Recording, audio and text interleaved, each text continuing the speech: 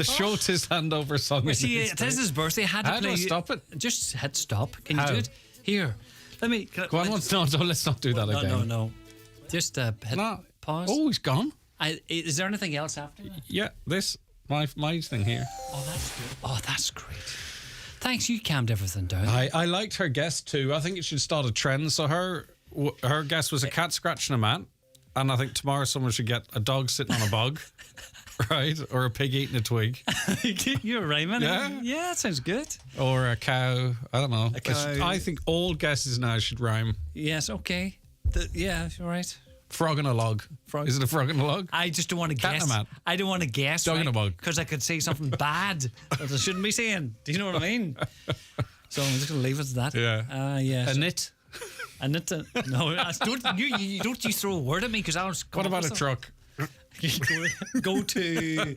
All right then. Good luck. Bye, Lee. Bye, See you tomorrow. He's back tomorrow morning, bright and early at 6:30. All right, it is the 9 till noon show coming up right now. But let's get a news update just first and say good morning now to Donald Kavanagh. Thank you, Greg. Good morning. A Sinn Féin motion calling on the government to reinstate 50-50 funding for the A5 passed in the Dáil last night with all party support. The motion was not opposed by the government. Welcoming the government's approach, Donegal Deputy Padraig McLaughlin stressed the importance of the road upgrade from a safety point of view as well as its importance as an economic driver. He said the government must now follow through. I'm pleased that the government has supported this motion tonight because it means that the commitment that was made those years ago for a 50-50 funding of this road is now back on the table again. That's what this motion means tonight. And that's an important message when we get these planning issues finally resolved. And it's thanks to the communities who've rose up in Tyrone, and they're backed by all the communities in the counties around them 100%. Deputy McLaughlin also told the Dáil the 10T project in Donegal, which will link up with the A5, is vitally important, and the momentum which has gathered around it must also be maintained. 3 men are due in court today in connection with the attempted murder of a PSNI officer in Tyrone. The 45, 47 and 58-year-olds were detained yesterday.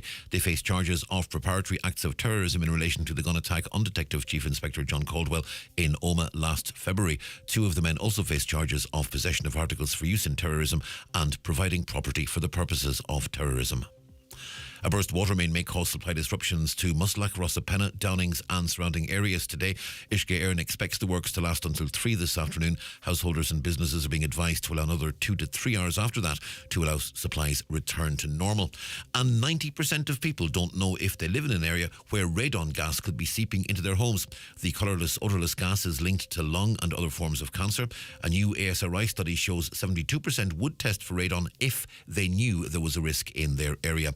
A new map's been designed to help people assess the risks with a number of high-risk areas in Donegal. ESRI researcher Dr. Shane Timmins says they hope it'll encourage people to act. People told us that they didn't like maps that use statistics. For example, people disliked maps that said 1 in 5 homes in this area are at risk, compared to just being told that a certain area is high risk for radon. Later on in the study, people who saw those statistics were actually more willing to say they would test their home. Sometimes information that makes us a bit uncomfortable can be exactly what we need to get us to take action on something. And you can search that map for individual air code risks, and there's a link to the map on our website, highlandradio.com. Weather forecast, a mix of sunny spells and scattered passing showers today. Some of them heavy, but they won't be as heavy or frequent as they have been in previous days. Highest temperatures today 15 to 18 degrees Celsius in moderate to fresh westerly winds, coolest closer to the Atlantic coast. And that's Highland Radio News. Back with news in full at 10 o'clock.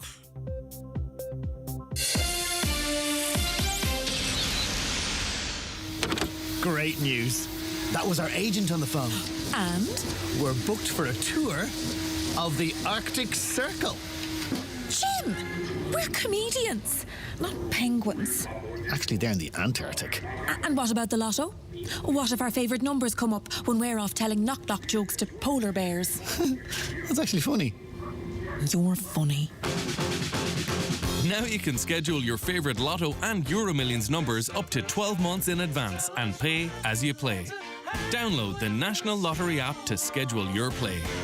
The National Lottery. It could be you. Play responsibly. Play for fun.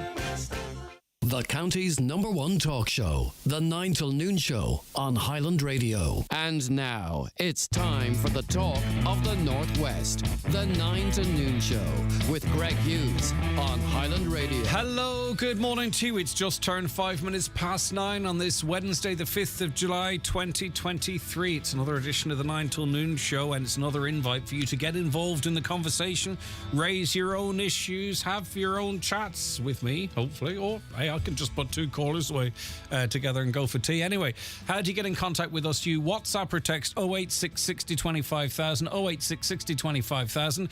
If you are WhatsApping us or texting us from outside the Republic, it's 0035386 60 25,000.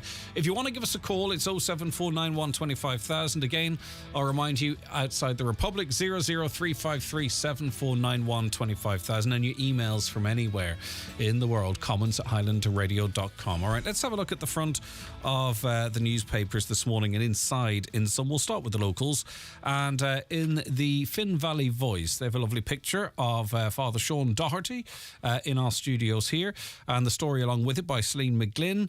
Beloved voice of local radio will now be heard from the altar as the Reverend Father Sean Doherty starts the new chapter of his life. I said Sean Quinn, I think, at the start, because he's standing up beside Sean Quinn's desk in the picture. If I did it, my apologies. Of course, it's Father Sean Doherty. He was ordained to the priesthood at St. Eugene's Cathedral in Derry on Sunday. The voice and the name were synonymous with the Sean Doherty Show on Highland Radio for 27 years. Okay, and he's got some quotes from our interview with him yesterday. Now, the front of the Donegal Post, a murder investigation is expected to be launched following a post-mortem examination on a body found at Schlieve League on Monday.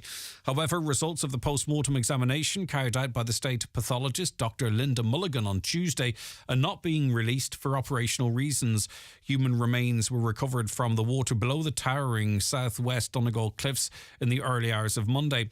Gardaí remain tight-lipped, but it is believed that the body is that of a man in his 60s who disappeared last weekend after what has been so far described as an alleged assault.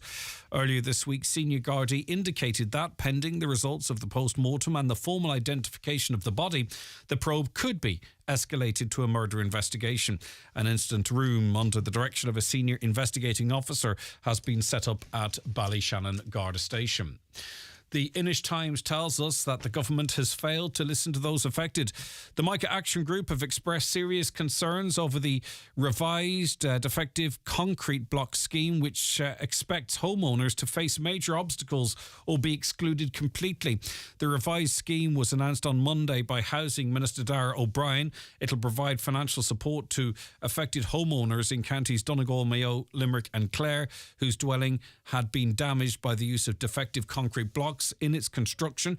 Grants of up to €420,000 are available for affected homeowners depending on the work required under the scheme. Now, what we are hoping to do, or what we are going to do, is trying to put together a panel and run through some realistic situations as it relates to the size of a house, how much it might be expected to cost, how someone might avail of that grant, or what they could get in terms of rebuild costs value-wise from the money they might be able to receive from government. There are people still going through this document. It is a complex enough one.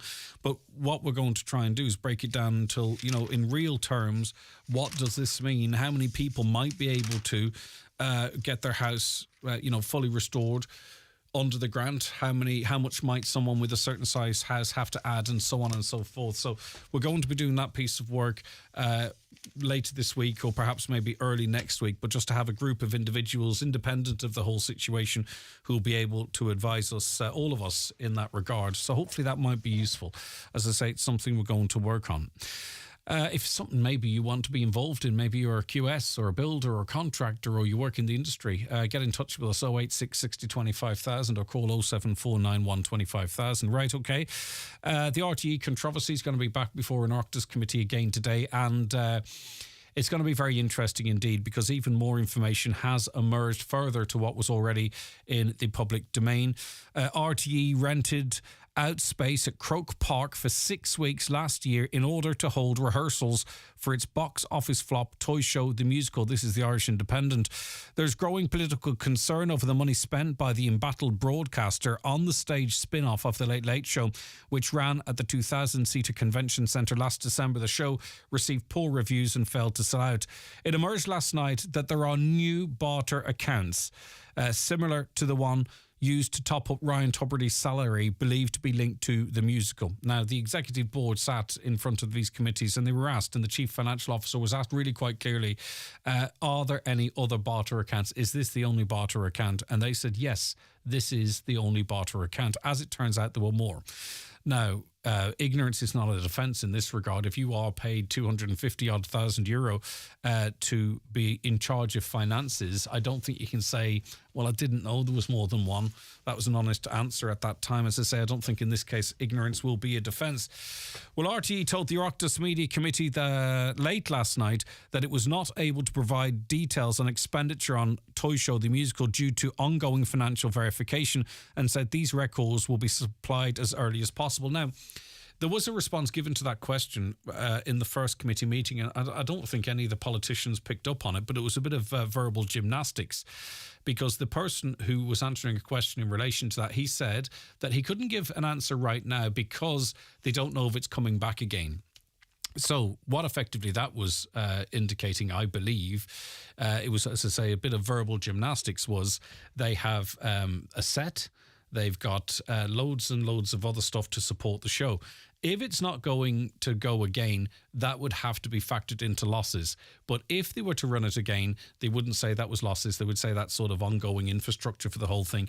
But as I say, when those questions were being answered, no one came with any follow-up questions. And yet here we are. So I imagine when that question's answered, whether or not the show goes ahead will form part of the answer. So take a note of that and we'll see how that pans out.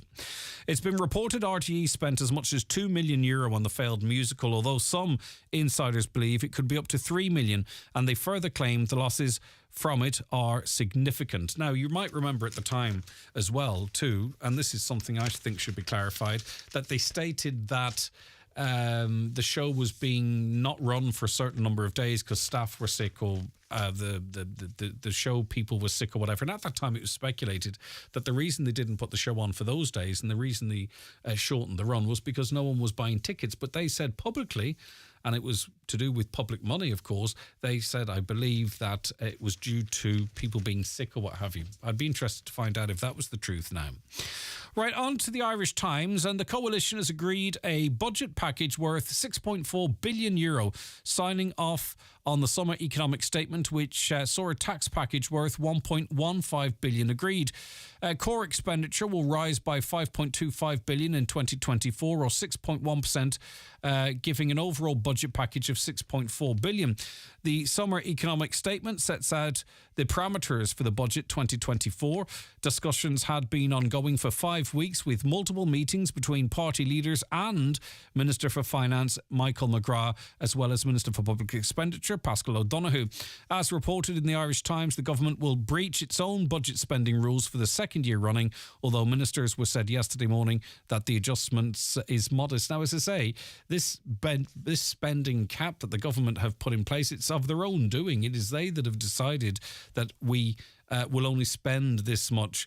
So in breaching it, I mean, you know, as I say, it's like me saying that I'm only going to have one biscuit with my tea and having 2 biscuits. Effectively, it was me set the target of 1 biscuit. All right, okay. Anyway, I'm hungry already. The Irish Daily Mail now, and Meta boss Mark Zuckerberg's looking to capitalise on the latest chaos at Twitter by luring users away from his own rival platform. The tech giant, which owns Instagram and Facebook and also WhatsApp, has unveiled a new app called Threads that looks exactly the same as Elon Musk's site. Screenshots suggest it will also feature buttons resembling Twitter-like and retweet functions.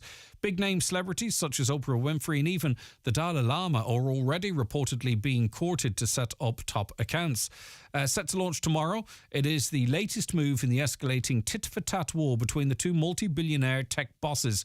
The pair have even agreed recently to take each other on in a cage fight following a light-hearted war of words online. So I think this is going to be the most significant entry into the social media market for quite some time, because it's got the Meta machine behind it. For a lot of people, Twitter, although not lots and lots of people in this country use it, but for those that do, it's become really quite clunky. It's become a space where extreme views are to the fore, it seems. Moderate views don't seem to get a look in any longer. And, there's quite a lot of hate on it, if the truth be told. There'll be more...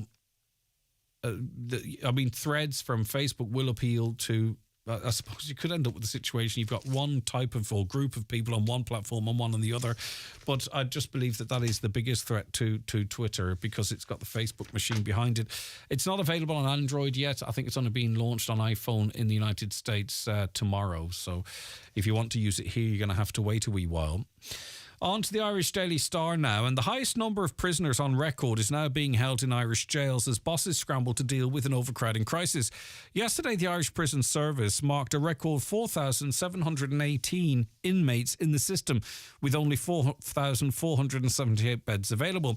That's the highest number of Irish prisoners in custody on record, and there are concerns it will rise in the coming days due to ongoing court proceedings. As of yesterday, there are 219 prisoners sleeping on mattresses.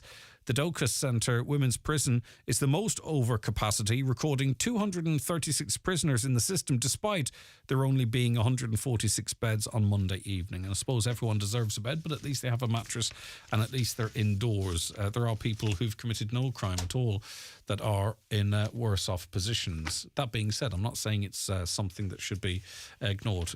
We have to treat everybody fairly to some extent, don't you? Right, do you remember, this is an interesting story, it's from Britain, but still I think it's somewhat interesting. Do you remember Captain Tom Moore? He was the older gentleman. I can't remember what the context was. Was he on... Well, I'll read it and we'll find out. But he was walking with his walking aid. He was walking around his garden or something. It might have been during lockdown. And he was knighted and all that kind of stuff. And there was a fund set up, a fundraiser set up. But now it's been suspended, and it's an interesting story, and the picture's actually really quite interesting. Captain Tom Moore's daughter has been ordered to demolish a spa complex she built in her garden under the guise of his charity after it was exposed by the sun. Now, this building it sounds like a spa room. It's huge. It's a big U-shaped building, and it's right beside a massive 7-bedroomed house. Well, Hannah Ingram Moore, who's 52, and husband Colin had told planners they wanted an office for the lockdown NHS Fundraising Heroes Foundation. They were granted permission for an L-shaped building in the grounds of their €1.2 million home, but they changed the design to create a huge C-shaped 50-foot by 20-foot pool house with changing rooms, toilets and showers. Planning chiefs have ordered the building in the grounds of the family's 7-bedroomed Grade 3 listed house in Bedfordshire to be torn down. They're appealing it, but also the Charity Commission is investigating the whole charity, and also they've stopped taking money as a result and all that stuff. Right, okay. And let's see, it was confirmed yesterday, just as a follow-up finally in the Irish Daily Mirror, that free GP healthcare will be rolled out to an additional 500,000 people under the government's plans, confirmed yesterday, as I mentioned. The scheme will be extended to include all 6 and 7-year-olds, which is around 78,000 children, regardless of their parents' income. In addition, the estimated 430,000 people who earn up to the median household income will also be included. And we're still waiting for a response from the GP's organisation to tell us how they're going to accommodate all of those people. Right, 086 60 25,000, 086 60 25,000, or give us a call on 074 91 25,000. The newspapers are courtesy of Kelly Centra Mountaintop Letterkenny, the 2022 C-Store National Off-Licence of the Year. The 9 till noon show is brought to you by Letterkenny Credit Union, offering low-rate car loans with fast approval. Apply online at letterkennycu.ie or in office today. Buddy the Musical is back at the Millennium Forum from Tuesday 8th till Saturday 12th of August. Don't miss this multi-award-winning West End and Broadway smash hit musical. This is a show you'll never forget. Come and join the party. It's just Peggy Superb. Call the ticket hotline on 02871 264455 or visit millenniumforum.co.uk. In the next 15 seconds, you're going to find out where is the best place in the Northwest to buy a bed or mattress. It's Restex Beds and Furniture Mountaintop, Letterkenny, where comfort meets style. At On Post, we believe in giving you more power over how you bank. That's why AIB and Bank of Ireland customers can now lodge and withdraw money at any of our 900 post offices across Ireland 6 days a week. That's right, your bank is in your post office for personal and business banking alike, meaning you can bank wherever you live or work. Visit your local post office or onpost.com/everydaybanking. On Post, your money for your world. Allied Irish Banks plc and Bank of Ireland are regulated by the Central Bank of Ireland. Highland Radio time checks with Expressway. Travel Route 32 from Letterkenny to Dublin when you book online and travel for less. Expressway, bringing you the time at... Okay, time now 9:20. We welcome onto the programme Independent TD, Michael Fitzmaurice. Good morning, Michael. Thanks for joining us.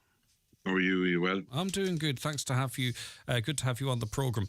Right, you along with Deputy Marion Harkin and Deputy Michael McNamara are hosting a public meeting to address the natural restoration laws proposed, and I think they've been adopted to some extent, haven't they, by the EU?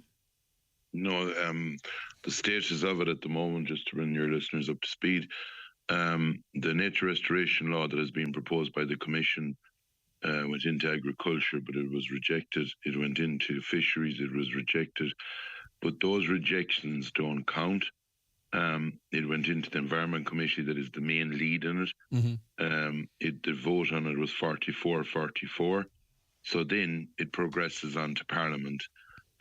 So it's making its way, I think next week it will be voted on in Parliament. There is also another proposal, and this is where all the confusion has occurred.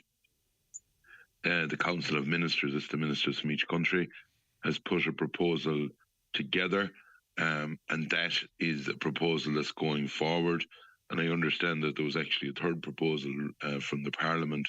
And the reason that we're doing this meeting, first of all, this morning at 10 o'clock, so that your listeners will know, here in the Dáil in Leinster House, I have a motion signed by Deputy Harkin and Deputy McNamara that the government would reject the Commission proposal.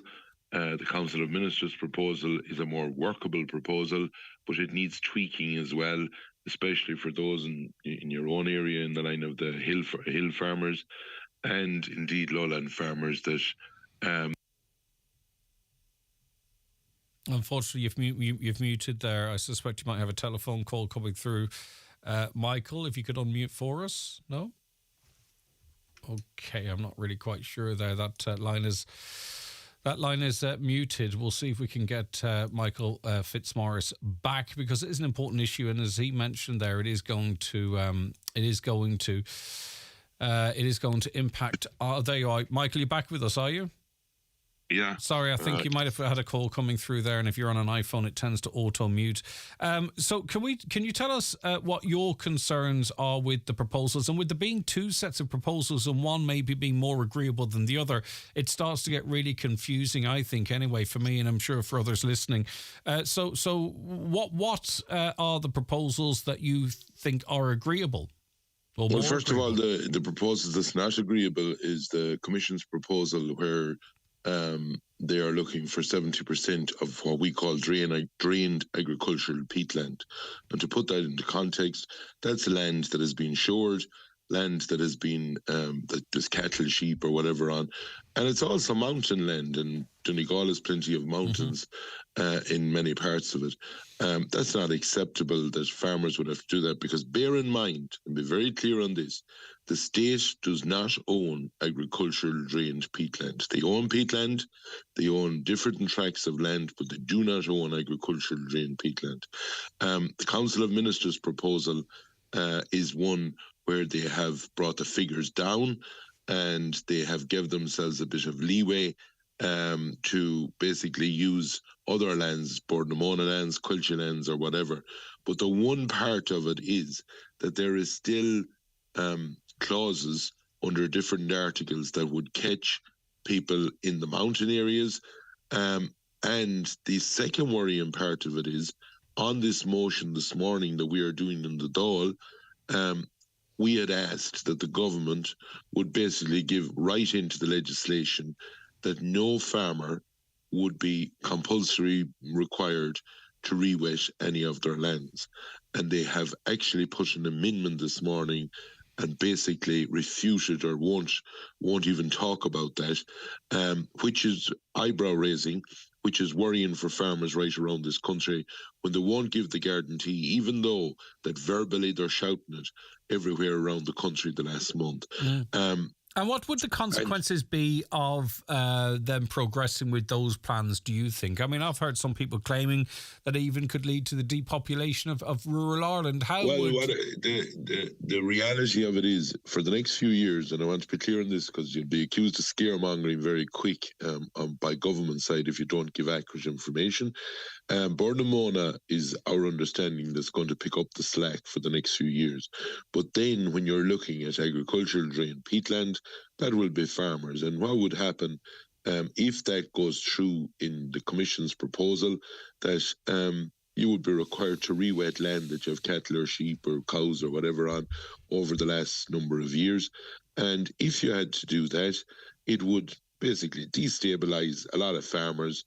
We look at a lot of farmers in the area that you cover, smaller farmers, average type land, and they wouldn't survive.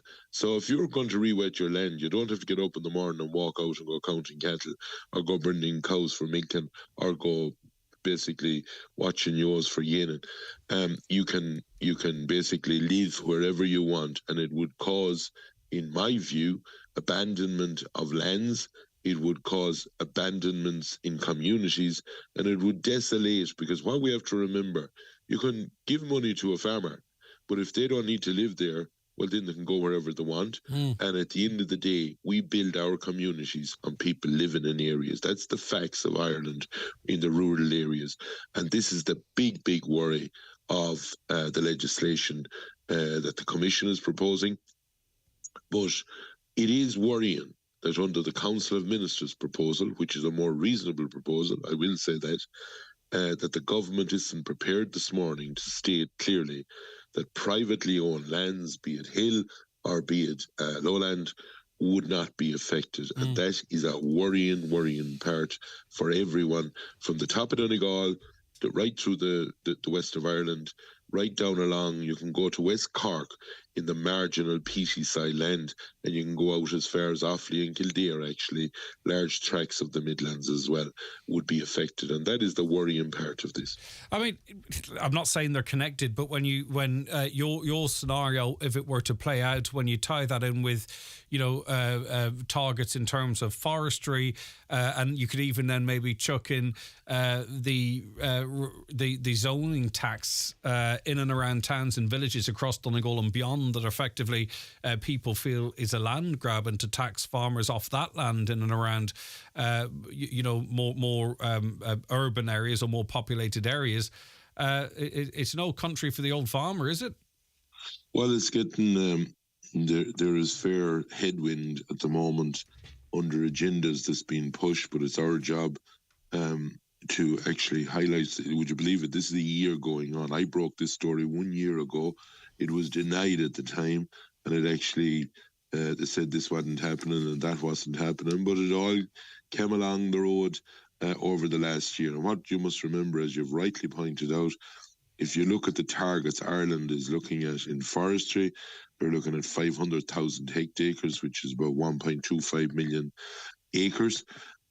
If you look at the targets in the Commission's proposal, it would work out that you would be taking 2 million acres of land out of the system between now and 2050, and that's a fifth. So 1 in every 5 acres. But bear in mind, for the people in Donegal or the people where I'm from in Galway and Roscommon, and the people along the western shoreline, you won't be going to the Golden Vale planting trees. You won't be going to the Golden Vale to re-wet because the land is of a high quality. You won't be going to the hills in Meath to do any of those things. What they will be looking at is the western shore from the top of Donegal, as I've outlined already, down along the area that I've mentioned, and you would do desperate damage to communities if these proposals went through on its form. And that's why farmers deserve to know. I will ask the question. There is legislation being pushed through in Europe from desk clerk people that look out the window and they see asphalt and they see concrete. A lot of them wouldn't even know what PD soil is about. And those people are sending legislation through here that's going to affect the lives, not alone of the farmers that's farming at the moment, but then we're trying to get younger farmers and younger people into agriculture. And these lives will be affected down the way. And like, would you, for example, if in the morning a minister announced that we're going to have every kid and teacher teaching Uasatana, we're going to decide you're going to pay like on whatever flowers is growing. If you look at some of the stipulations or some of the articles that's in these documents, there is areas that you cannot even walk on once they would be put in under this nature restoration law. And that's not the way to go forward. You have to work with people. You have to bring in sensible proposals, not something that will decimate communities. And I think one thing we must say, and it's not often I'd say it, that it's not Irish politicians we have to thank for basically trying to hold this up at the moment. It is actually the Germans, the Dutch, the Polish and countries like that who have basically fought hard against it at the moment to try and stop it on its tracks. All right, thanks for your time this morning. I really do appreciate it. That is Independent Deputy Michael Fitzmaurice. That public meeting on EU nature restoration laws is taking place today in the Sheerwater in Ballinasloe at 1 p.m. So, I mean, obviously, it's very... I mean, you're not going to get there now. But anyway, just to give you an idea of what they are talking about there. Okay, we'll be... speaking to Dr. Dennis McCauley, a GP, a member of the GP subcommittee of the IMO, in terms of this new deal for extra free GP access and what implications it might have and how it actually might work after these. Watch the show live now on YouTube, Facebook and at highlandradio.com. The 9 till noon show is brought to you by Letterkenny Credit Union, with monster loans available up to €60,000 for all occasions. Visit letterkennycu.ie. The moment you got told the good news. Rob, you made the panel. When the lads added you into the group. Skipping nights out, missing the crack. Rewatching classics and learning new tricks. Being driven to the biggest game of your life by your mam. And then you finally come on in the 51st minute. It's the minor moments that last a lifetime. The Electric Ireland GAA Minor Championships. This is major. Hey John, quick, write this number down. 91 48 234. Say that again, Mick. 91 48 234. So what's that, Mick? The number for Fleming Doors. Fleming Doors? No, Fleming Doors. You know, industrial doors, garage doors, roller doors, insulated doors. Ah, okay, Mick. Give me that number again. 91 48 234. Fleming's, engineering solutions for 150 years. Call us now on 074 91 48 234. House to Home Bridgend, Donegal. Our modest front door opens onto 2 floors of Irish-made furniture, suites, beds, mattresses, dining and occasional furniture. Step into our showroom and see how we can transform your house into a home. House to Home furniture, flooring, slide robes and interiors, Bridgend, Donegal. Donegal's premier summer event, Errigal Arts Festival brings you fantastic events for all ages and all backgrounds. This July 8th to 23rd. Enjoy award-winning music, theatre, circus, visual and street arts, in person from the offshore islands and the West Donegal Giltuct to the lowlands of East Donegal and the shores of the Inishowen Peninsula. Visit eaf.ie for full details on Errigal Arts Festival, proudly supported by Donegal County Council. Right. Minister for Health, Stephen Donnelly, and Minister for Public Expenditure, National Development Plan Delivery and Reform, Paschal Donoghue, have announced details of the commencement of the provision of GP visit cards to over 500,000 more people, children aged 6 and 7, and to all of those earning no more than the median income, following agreement with the Irish Medical Organisation. GP visit cards permit the holder to access GP care without charges, and this measure represents, according to the government, the largest expansion in access to GP care without charges in the history of the state. So it sounds on the face of it like a really positive development, and perhaps it is. Let's get an insight, though, from GP and member of the GP subcommittee of the IMO, or the IMO, I beg your pardon, Dr. Dennis McCauley. Dennis, good to see you again. How are you keeping? Good morning, Greg. How are you? Thanks for making yourself available to us. Okay, so, I mean, the obvious thing, and I pointed this out yesterday, and I'm not trying to be negative, is that, you know, dependent on where you live in this county and country, some people are struggling now to get a phone answered or to get a visit to a GP. And I don't think anyone's purposely hanging up the phone or just making a decision to refuse to see people. They're clearly already under pressure. So I ask, how can our current network of GPs deal with a massive surge in people visiting GPs with these medical cards, I wonder? I think you make a very valid point, and it's a point. We've been in negotiations with the government. I think there's just the context of this is all your listeners are aware that the demand the demand for GP services basically greatly outstrips the ability for us to actually give it at the present minute, and that is a worry. And your listeners know it from the point of view of trying to get the same day service that they got 10 years ago. They cannot get today. That is a fact.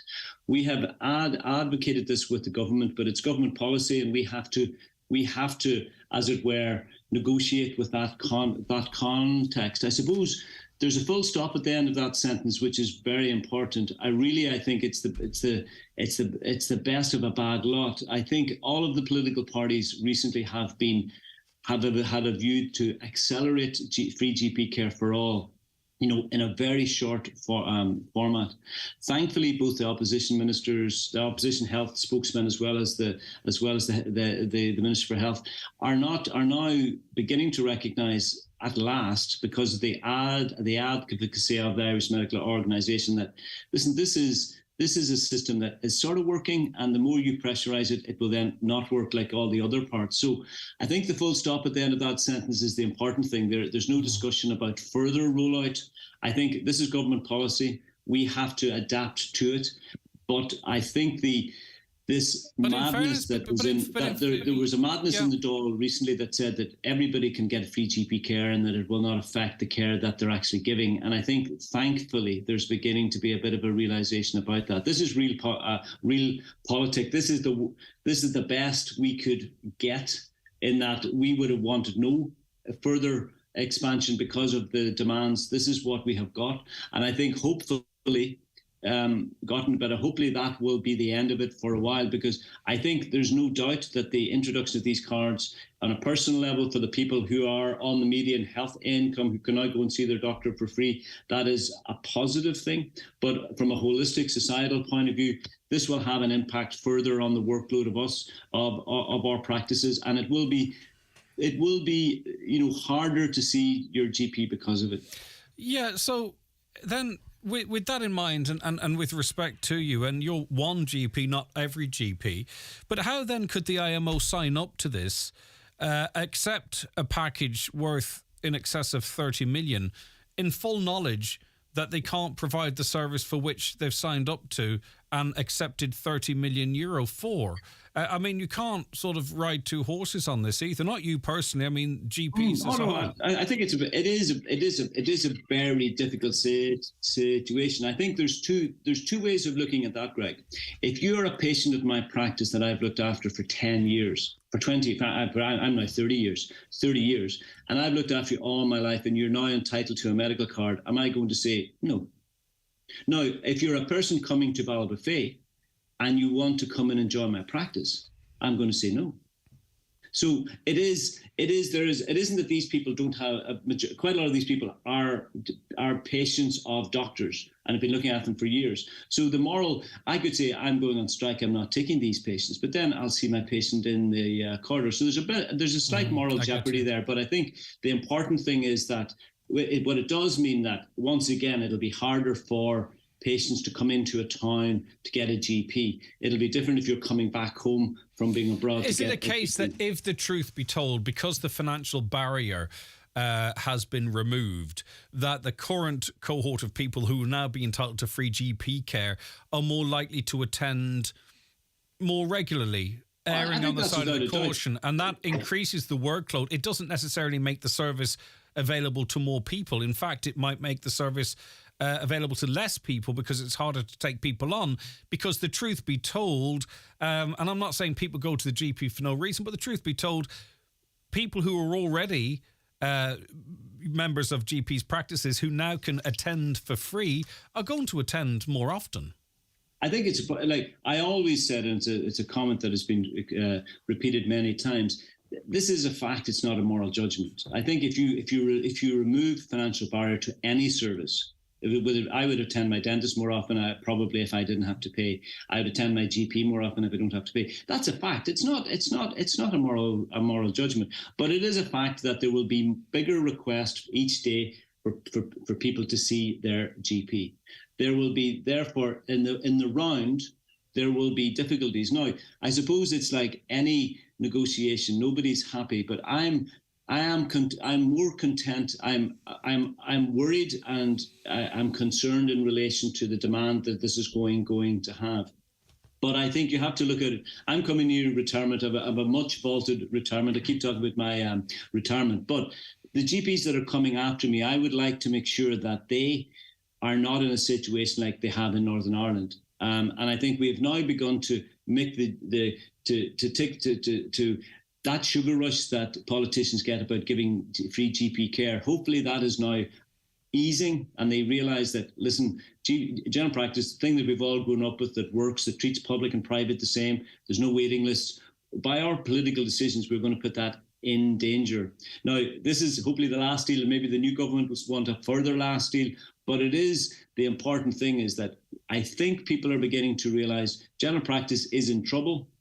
There is a significant workforce issue. We can't get enough GPs. We haven't got enough buildings for the GPs. Even in Donegal, where the Northwestern Health Board of old give fantastic health centres all over the county, our practice is now at capacity. Every room we have used, we are using. So therefore, there is a danger of general practice imploding. In Northern Ireland, face-to-face consultations, the average GP is seeing 1 to 2, 3, 4 face-to-face consultations a day. Most of it is being done by telephone because of the demand that is there. I don't want that for this. Yeah, but the lack of capacity for the actual profession that I love, yeah. and I'm very proud of it, and I don't want it to be diminished. Yeah, but the lack of capacity within GPs obviously then drives more traffic to acute hospital settings, which is where people shouldn't be.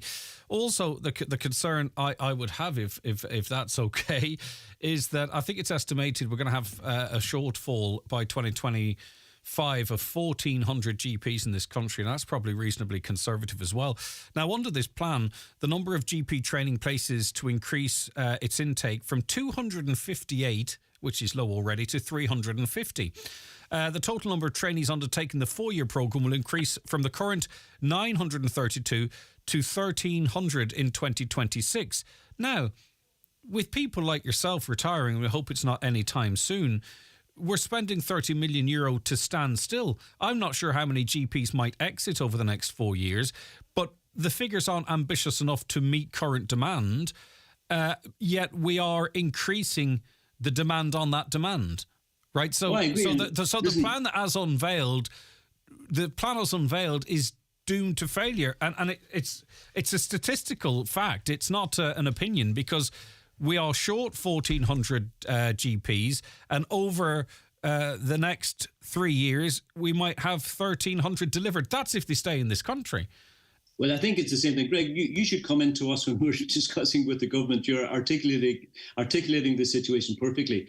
It's no good turning on the tap to increase the amount of GPs there are when more are leaving and retiring, which it is. If you make a situation in general practice which is very stressful, I'm an older GP, I have the experience to sort of maybe handle the work pressure slightly better, but it's very, very difficult, and I'm getting tired of it. But this is not attractive to young GPs. So they're getting qualified in Ireland. They're doing their statutory amount of work within Ireland. And then they're saying, would I rather work here, or would I rather work in Canada or New Zealand or Australia? And the vast majority of them saying, I'm out of here. So it doesn't matter the amount of workplaces, that extra places you give. If all those people are leaving, you're still going to be left with a deficit. I think it's a very fine issue here. I think that this is the least worst option, but it's something that's still going to affect the day-to-day ability of your listeners to see their GP, and that's without a doubt. And it is getting more and more stressful. I would speak to GPs, off the record, and one example. It's getting more difficult from what and you don't have to comment on this or not. It's not a commentary on immigration, and it's not a commentary on people's background or our immigration policy, but even simply the workload increasing and having to deal with people whose first language is in English. Do you know what I mean? I think that is a very minor point. I think that the major issue is that we cannot get the care for our patients that we want in the hospital. So we are treating people who we shouldn't be treating. We are treating people, as I said before in a recent interview, we are making codeine addicts of a whole lot of older people because they have to stay on high dose medicines for a longer time because they can't get their hip done. So there is huge issues here. I think the pressures, and this is a discussion over a cup of coffee when you have high court judges talking about absolute certainty in relation to your diagnostic ability. You have to be 100% sure. You have to refer more than you would normally.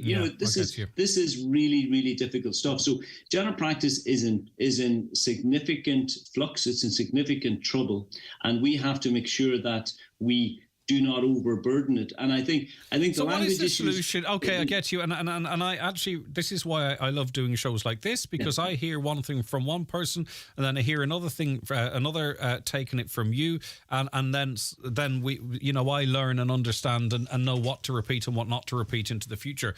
But Dennis, how do we fix this then? Because there's talk of taking medical professionals from other parts of the world as well. And there's a moral question there in that, to satisfy our need, is it fair to be taking highly trained medical professionals from other countries that they themselves have a shortage? But I suppose we are hemorrhaging medical professionals. I think it's the hemorrhaging part, Greg. I think that whether you're a consultant or a GP, make the environment, we're not talking about money here, we're talking about the environment in which you work, to be respected. Does a new consultant coming to Letterkenny, he immediately feel respected? Will he have support staff? Will he have enough junior doctors to work with him to give an actual service? Will he have simple things like a secretary? Will those things happen? Okay. Yeah, no. I get you. All right. Therefore, so I think it is to make these services, to make all the people, whether nurses, doctors, reception staff, make it a service which is simple things can be done. But I think it is morally, if we're taking GPs from other areas and we are training enough GPs, what's wrong? We're just not treating people with respect. Okay, get you. We're making their work conditions intolerable, unsafe, and they are very worried about making mistakes. All right, thanks very much for your time. I appreciate it. That's Dr. Dennis McCauley. Seamus, how are you getting on? How you doing, Greg? You think the free GP care is a load of nonsense? It's a joke. You can't even, at this particular moment, get in to see your local GP. Yeah. It's humanly and utterly impossible. And there is people with serious conditions that can't even get to see them. And that's a fact. Like, and I mean, Seamus, I'm going to say what I'm told, and then you can tell me what your reaction is. Yeah. Is GPs aren't behind the doors twiddling their thumbs. What Dr. Macaulay has said quite clearly is that there's not enough GPs, and particularly in some areas, there are simply not enough GPs to meet the demands of the public for appointments. Yes, I agree. But why does our local or any other GP not stand up and be counted and say this? They're passing all this on to their patients. Like, it's not the patient's fault. They're not going to the doctor just for the crack. Yeah. Like, it's unbelievable. When you phone a GP now, you get through to a secretary. You tell her what your conditions is, what should not have to be done, because some people's conditions are personal. Then you are passed on to, not even passed on, you're told then a nurse will phone you back. Yeah. Then you go over the whole story with her. Then she will tell you, she will phone you back. Then she'll phone you back and tell you if you're liable to see the GP or not. Yeah. Like, what kind of service is this like? Unbelievable. And all this started out of when COVID came. Everything was right, going grand before that. But why now, after COVID or during COVID, this all took place? Well, certainly after it, because, I mean, has there been a mass influx of people contacting their GP post-COVID versus pre-COVID? That's your question. There's no particular reason why that should be the case. Why now? Why now, when everything was grand before? But that's the question that needs to be asked. Yeah, well, I mean, our population has grown significantly. Not within 2 years of COVID. Right, okay. Like, no population grows that much within 2 years of what we are seeing here today. Okay. Would it put you offering in the GP, You don't need to be a brain surgeon to know that. Would it put you off ringing the GP, Seamus, particularly for the privacy reasons? There's no point in ringing the GP. So what do you do if you feel sick? There's no point. But what do you do if you feel sick? You phone them and you'll be told, or if it's really bad, go to A&E. Yeah. And this is why the state and the reason that A&E is today. Like, your GP won't even see you. They'll refer you straight to A&E. Well, maybe they could treat you without going to A&E. Yeah. And you're taking up the room then for somebody that really needs to be in A&E. My concern, though, is that people that do need to be in A&E don't ring the GP for the reasons you've been outlining and end up having worse outcomes. You know, that's exactly what's happening. That's exactly what's happening. And in my opinion, the government is down the line forcing the ordinary person to take out a private insurance. That's what it seems to be all aimed at. But the government is trying to deliver this free GP care. Do you think the GPs shouldn't have signed up to it if they can't deliver what the government's promising? That's the issue I have. I mean, the government have gone to they've gone to the GPs and they've said, look, we're going to give you 30-odd million, 32 million, and we're going to announce that we're going to provide all these free GP places, these GP cards. Should the IMO have signed up to that and taken that money if, as we heard from Dr. Macaulay, they can't really deliver? I think he described it as the best of the worst options. I mean, should the IMO have said, no, you're not going to announce this because we can't deliver it? No, that's exactly what they should have done. And Dr. Macaulay there there a while ago said it wasn't about money. It's all about money. Everything that revolves is about money. Yeah, I mean, it's hard to argue against that. Seamus, thanks for your time. He says there, it's not about money. It is about money. Okay. Seamus, listen, I have to take a break for the news at 10. Thank you very much indeed, Seamus. In fact, I have a couple of breaks to take. I'm going to take this quick break, come back with the comments, and then we'll get the news and obituary notices. The 9 till noon show with Letterkenny Credit Union. Simplify your debts with a debt consolidation loan from Letterkenny Credit Union. Call us on 074 910 2126 or apply online via our app or in office today. Raymond Sweeney here to let you know about some great value laptops we now have in stock, like the super affordable Ventura Europa, powered by an Intel Celeron processor, ideal for studying, e-learning and keeping up to date with the latest news for just $249. Also the super fast Avita Pura laptop with a Ryzen 5 processor, 8 gigs of RAM, 256 gigs of storage for only $399. Check out these and other great value laptops now at Ben Sweeney Euronics in Letterkenny and Dunlow. I've just had the Eclipse Cinemas experience. Wow, they truly have taken a night at the movies to a whole new level. Amazing recliner chairs, director's lounge VIP rooms, pizza and hot food served to your seat. Have a glass of wine and enjoy the film on the big screen. Try it for yourself at Eclipse Cinemas Bundoran and Lifford Strabane, where the stars shine brighter. By the way, the pizzas are amazing. You can book your seat anytime at eclipsecinemas.ie. Do you have what it takes to make it in radio? Ever dreamed of making it as a presenter on your favourite station? Then we want to hear from you. Learning Wave SkillNet is recruiting for its nationally recognised radio presenter course. Apply now to learn how to research, produce and present great radio content and get real-life experience in a local, regional or national radio station. Make a demo and get on air. To find out more, visit learningwaves.ie now. Closing date for applications is the 6th of July. This course is funded by Learning Waves and SkillNet Ireland. Terms and conditions apply.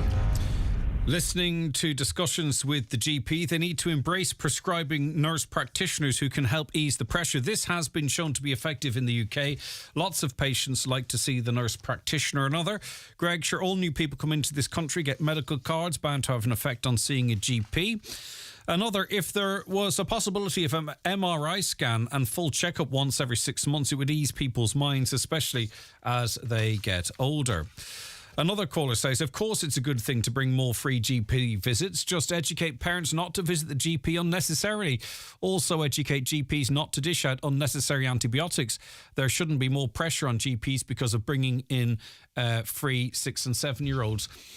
I think I think particularly with some of the commentary on certain medical conditions that was going around this year, I think GPs are under a lot of pressure to prescribe antibiotics, and I think they probably have to deal with that in their practice on a daily basis. I just think it's very hard to educate parents, me amongst them, not to visit a GP unnecessarily, because you never really do that. But I suppose if that financial barrier is taken from it, you probably may be more inclined to err on the side of the caution. Whether that's right or wrong, I just think it's a fact. A caller says people with long-term illnesses were promised free GP cards back in 2012 by the Fine Gael government and still waiting. These people should be taken care of first. And I think, you know, that may be in terms of medication as well. Medication's not included in these free GP cards. It's just the visit, and you would still have to pay for any medication you were prescribed. But why has all this taken place since COVID, asked this listener. People are not stupid. There's something going on behind the scenes. This doctor is talking beside himself. It is humanly impossible to see your GPs today or any day. Let's be straight and honest here. And last one, just before we take a break for that news and the obituary notices, is this really going to be of benefit to the public? It's impossible to get an appointment at the moment. This is only going to make the situation worse. A lot of people not really very confident about it, not welcoming of it. But we want those views as well, by the way. 08660 25,000. Is this a good news for you? Or give us a call on 07491 25,000. Back shortly. The 9 till noon show is brought to you by Letterkenny Credit Union. Digital loans now available. Apply online or via our app today and get your loan transferred directly to your current account. A public interest message from Donegal County Council. Attention farmers and professional users of pesticides and sheep dip. EPA reports in recent years have identified that some rivers in Donegal have been seriously impacted by toxic effects from pesticides including sheep dip. Donegal County Council would like to remind farmers, contractors and gardeners of the need to follow best practice when using these products. Firstly, read the product label carefully. Avoid spills. Stay well back from open drains. Rinse empty containers 3 times into the sprayer or tank. Don't spray if it's windy or rain is forecast in the next 48 hours. Follow Teagasc advice on safe disposal of spent sheep dip, which should never be released into any water course. Donegal County Council, protecting your environment. The new Corolla Hybrid Electric range is here, and the Corolla Cross SUV is the latest addition to the iconic family. Spacious and beautifully designed, it's perfect for growing families everywhere. And it's available to order now at Kelly's Toyota Letterkenny and Mount Charles. With exceptional electric drive time and no plugging in, the next generation is ready to take over. See the new Corolla Cross today at Kelly's Toyota Letterkenny and Mount Charles. Toyota, built for a better world. Terms and conditions apply. We're sorry to inform you of yet another delay. No, not the train this time, it's John. He's delayed getting his eyes tested. If he's accidentally sat in your lap, knocked over your suitcase or kissed you instead of his wife, we can only apologise. John has now been informed that eye tests and glasses from the €69 range at Specsavers are free with PRSI or medical card. So there's no need to delay booking an appointment. Find out more at specsavers.ie. John, can you get off my lap?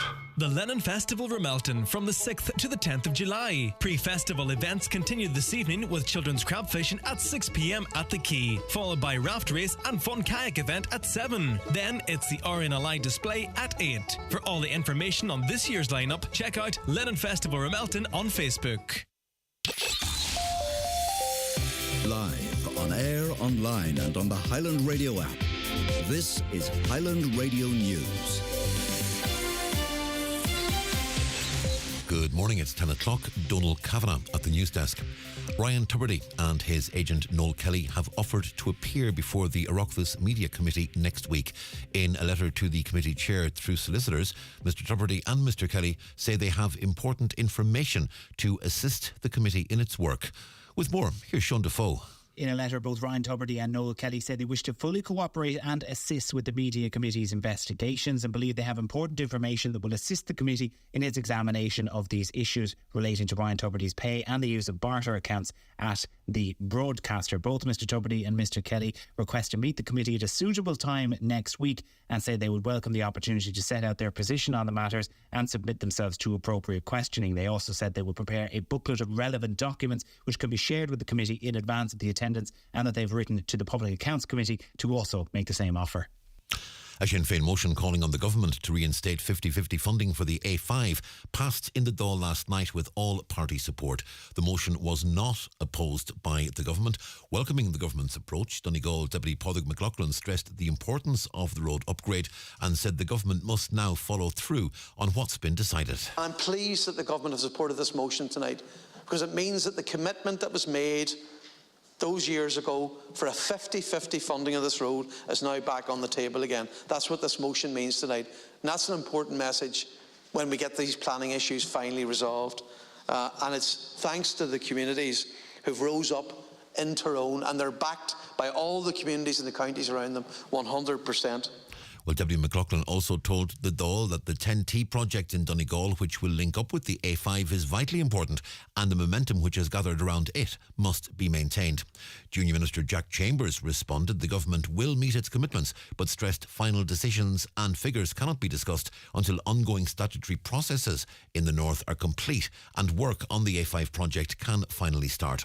On the issue of the 10T, he agreed that important work is being done and pledged that the government will continue to support it. Donegal County Council has been developing a significant programme of strategic road improvement projects. This programme has benefited from CEF funding from the European Commission, with co-funding being provided through the Department of Transport. The programme will see improvements around Ballybuffet, Letterkenny to Manor Cunningham, and importantly Manor Cunningham to Lifford, which of course links in directly with the A5. And I expect to see these projects progress to planning by the end of the year, which will be very welcome and I think a significant step forward for all of the communities involved.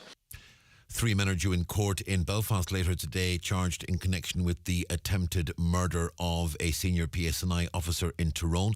The 45, 47 and 58-year-olds were detained yesterday.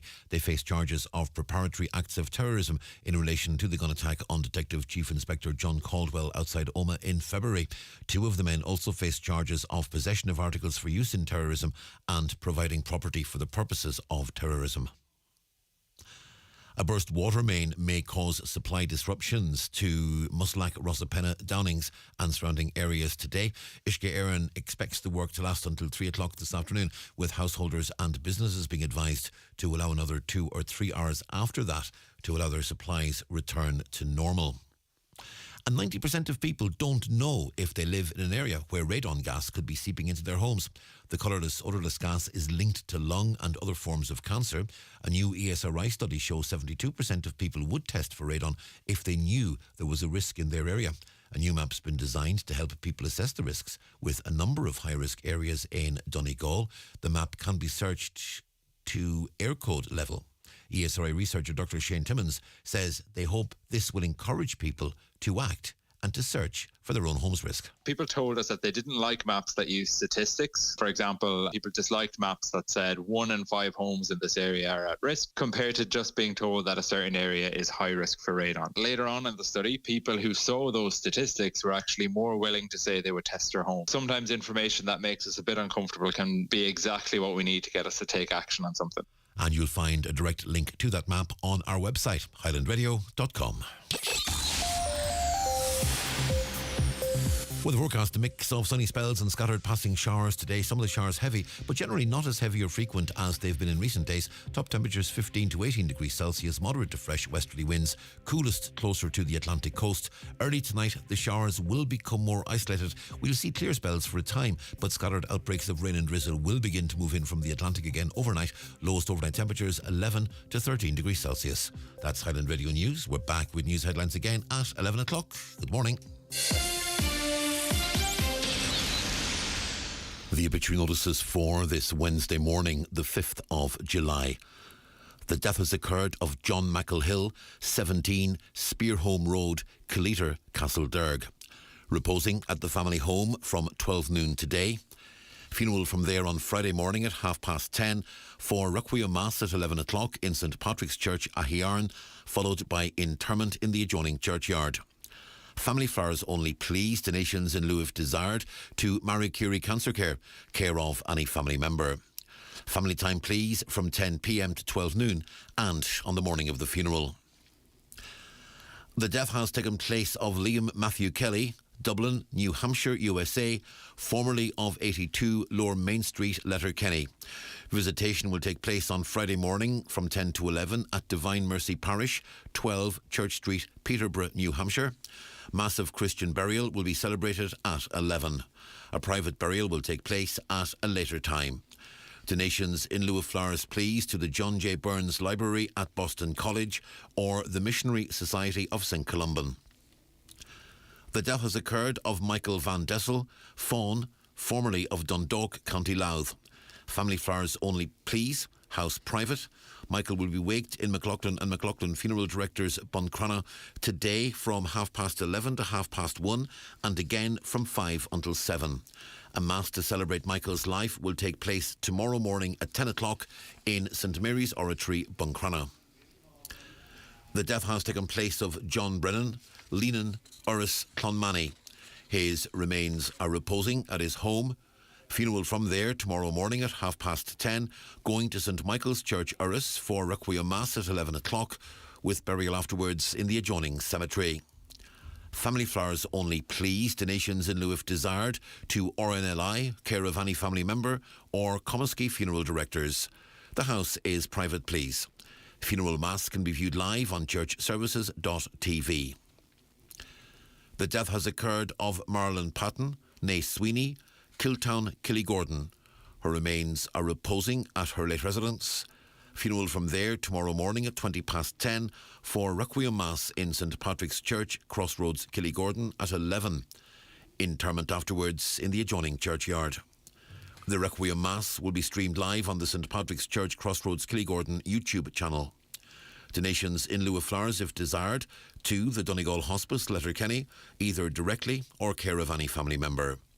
Family time, please, from 10 o'clock tonight and before the funeral tomorrow. The death has taken place of Joe Mullen, 15, Croghan View, Strabane, reposing at his home from 2 o'clock this afternoon. Funeral from there on Friday morning at 9:25 for Requiem Mass in St Mary's Church, Melmount at 10 o'clock. Interment afterwards in the adjoining cemetery. Donations in lieu of flowers, please, to the Foyle Hospice, care of Quigley Funeral Directors, Strabane. Family time, please, from 11 p.m. to 11 a.m.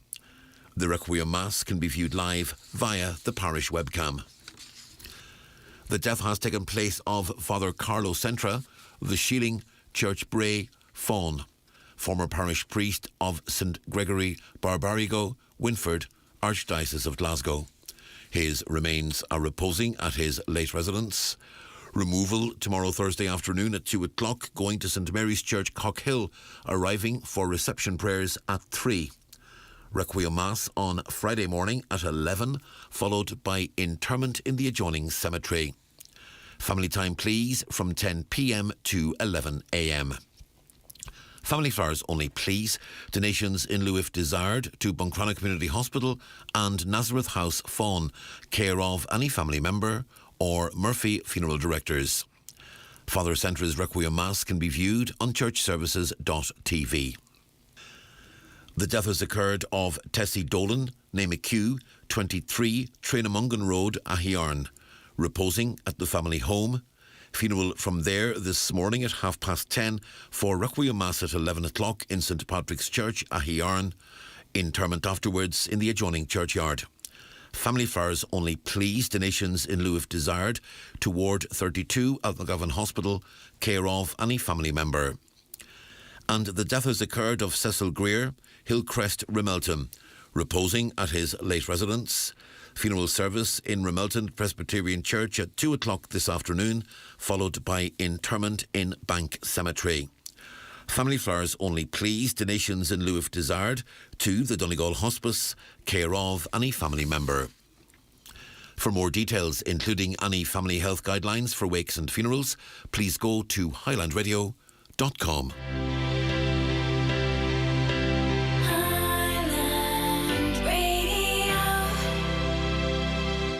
Purina One. Visible health for today and tomorrow. When a cat is healthy, you can see it on the outside. But do you know what makes them look healthy on the inside? It's your cat's gut microbiome, a dynamic ecosystem of trillions of microorganisms. Purina One by Fences balances the bad and good bacteria to help support their gut microbiome. Search for Purina One's blue pack online and in-store.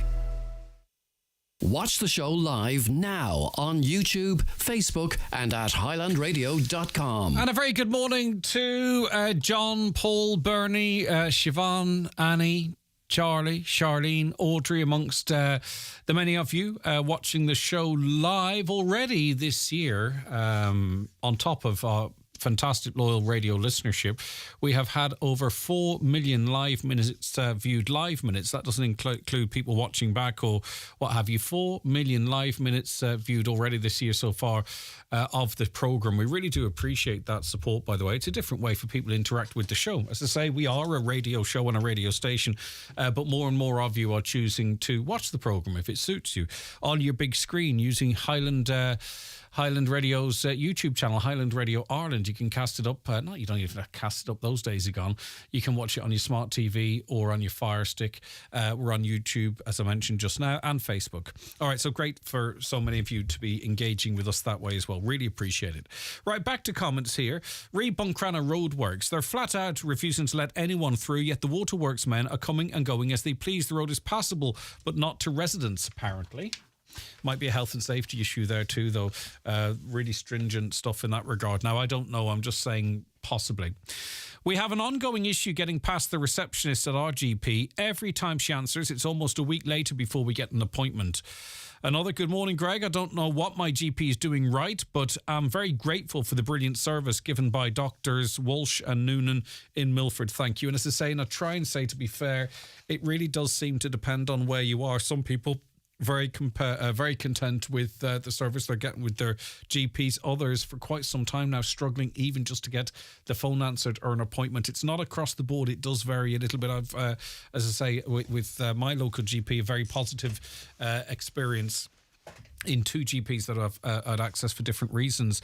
There are a lot of people suffering with mental and physical illnesses. They take the courage to make an appointment and can't get one, then they lose hope. It's very disheartening. I can kind of a wee bit relate to that. I know exactly where you're coming from, and I think it's a really good point as well. Another caller says a lot of this free healthcare for children would need to be means tested. People that can't afford this already would need to be a priority. Well, I think it's kind of the case whereby you don't sort of distinguish for children's care. I think it has to be universal, doesn't it? Because, you know, as soon as you have cut-offs and there's going to be a whole group of people that should qualify but can't qualify. More people need to be aware that the pandemic is part of a bigger global billionaire plan. That's a view some people hold. Why are people waiting so long for an MRI? I don't know the answer. Anyone with an insight, get in touch. My wife is off her feet since the start of October 2022. Her GP wasn't the worst, but the hospital was an absolute disaster. We ended up going to the ED in Beaumont Hospital, and it's still ongoing. Some people make those decisions. Good morning, Greg. What's wrong is we have doctors that only know how to treat and prescribe drugs. They aren't trained in prevention, which they should be. It's all about money. Ask Dr. Macaulay how much he has made from COVID and is still making to this day. Good morning, Greg. Is there anything to be said for another check for health staff? Dr. Macaulay says people who can't talk English isn't a big problem. Of course it is. Some doctors in Letterkenny aren't from Ireland, Greg, and they don't have great English. Why are we subjected to this? It's literally a case of, I can't talk to that. That's your experience. Sadly, it's another example of blame shifting in Ireland. GPs blaming hospitals, hospitals blaming GPs. It's madness that receptionists are acting as triage nurses. I get you. I don't think it's a blame thing between GPs and hospitals, but for some reason in this country, we don't avail of the fantastic network of pharmacists. For an example, I see in Britain they're changing some rules and regulations that give pharmacists a bigger say in helping people. They could deal with an awful lot of issues that we often end up at the GP with. Things like urinary tract infections, styes, stuff that, not styes, that's a terrible example, but you know what I mean, that kind of stuff. Stuff that you could get sorted at your pharmacist, but they don't, so we have to go to the GP, but the GP can't see us, so we have to go to the hospital. I don't think it's blaming each other. We just need a plan that organises all of our services to maximise the delivery for the patient.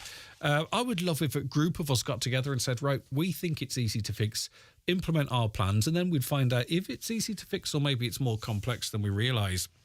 Morning, Greg. In relation to defective concrete, the cost of an average home in Donegal is reported at around 250,000, so surely 420,000 should think would be enough to replace any size of a house. Labour costs are going through the roof as a result of defective concrete. It's not all to do with the price of materials. I think the average house is less than 250. I think you've been generous in that regard. I think it might be around about 190 or something along those lines, 185. But 420, people aren't given 420 and told, look, go and build that house for that. The actual grant amount is irrelevant. It's really the square footage that people are awarded a value on. So it's a certain amount per square meterage. So it's a certain amount up to a point. And then with this sliding scale is back. So then after you get to a certain size, you get less per square meter. So it's not like 420 is given to people and says, there you are, go and build your house. No, you have to jump through a million hoops to get it, but it's per square meter. Okay, so you can chew into that 420 very, very quickly. And I think that's just something that is a bit of a a myth out there that it's, sure, 420 will build your house. It's not like that. The only people really that will get 420 are those with bigger houses, much bigger houses, and as I say, the square meterage cost is the big one, not necessarily the total grant that is available. A caller says if they re-wet peatland, it will only grow rushes 6 foot high. Maybe that's what they want. Right. Let me see. Is there any particular reason for the wall-to-wall advertising for the National Lottery in recent weeks? Every ad break on RTE, radio and TV features the ad. We have them here as well, of course. Last week, the news headlines reported on the thousands of people with gambling addiction in Ireland. It's time advertising for gambling and alcohol were banned, just like what was done with tobacco. I'd like to know how much the Lotto budget is spent on advertising and how it compares with its prize payouts. Probably not hard to find that out. I'll try, if I remember, check that for you in the break. I try and lump Lotto and bingo, and I mean the online bingo, in with gambling. I'm not often taken on it. So, I do think it is. I think it's part of the same situation, but people seem to make that separation. I mean, we spend billions on the Lotto in this country, and unspent. So if you don't claim your prize, they use that money for advertising as well. So, say for instance, €400,000. Goes unclaimed, it's very likely that could end up being spent on advertising. The helicopter lift is going ahead today on Errigal. Remember we talked about this last week or the week before? It's for 3 days. So we've been asked to remind people for the next 3 days not to climb the mountain, if that's okay.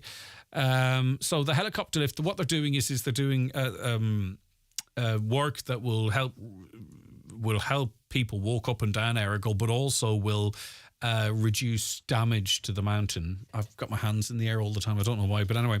So that's happening today, tomorrow, and the day after. So you're being asked, please, not to climb the mountain over the next few days to facilitate that work. Another really busy day on the comments line. Thank you so very much for all of you that are messaging in. Thanks very much again for all the messages we received yesterday, and personally for me, and I do appreciate as well quite a few people I hold in very high regard who are journalists who have been posting or stating things in my support, if you know what I mean. I'm not going to get into it now at this point on this programme, but I do appreciate it, and it's all noted, and it's very comforting. Okay, let's take a break for the bingo numbers. We'll be back with much more on the 9 till noon show after these. It's time for NCBI Bingo on Highland Radio. It's Wednesday, July 5th. You're playing on a blue coloured sheet. The reference number's S14. It's game number 27. The numbers are the number 3, 32, 26, 86, 72, 40, 60, 29, 43 and 87. Phone your claim to 9104833 before 8 p.m. tonight, leaving your name, contact number and the name of the shop where you purchased your book. Get all your NCBI Radio Bingo information at highlandradio.com. Wedding suits packages are now 20% off. Just book your wedding suits before August 31st and get a whopping 20% off. Don't stand still. Evolve. Letterkenny Retail Park. Terms and conditions apply.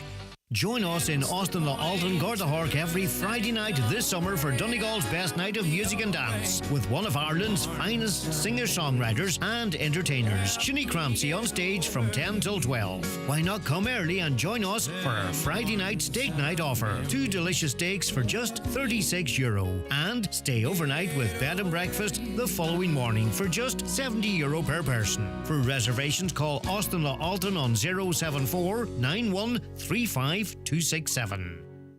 The 9 till noon show with Letterkenny Credit Union, now offering mortgages from €40,000 to €600,000 with no hidden fees or transaction charges. Letterkenny Credit Union, 9102127.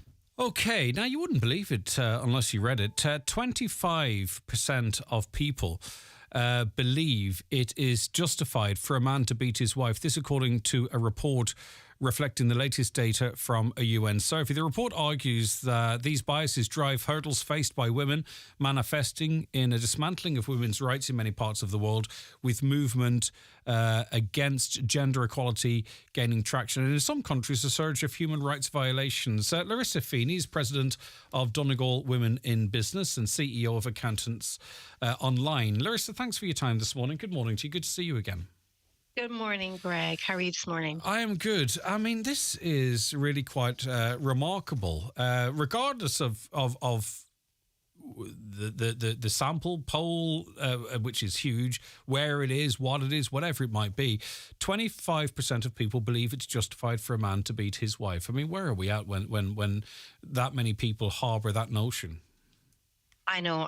It's really shocking. I mean, there's been some shocking statistics really over the past couple of weeks. That was really, that was very hard to hear. The same survey said that 9 out of 10 people across the UN have a bias against women. So that's also shocking. And then we heard the European survey as well that also heard that 4 out of 10 people think that a woman's place is in the home. And that's, so all of those statistics are very worrying, aren't they? They are, and I think what it tells us, because as I say, this is quite a complex, quite a big survey.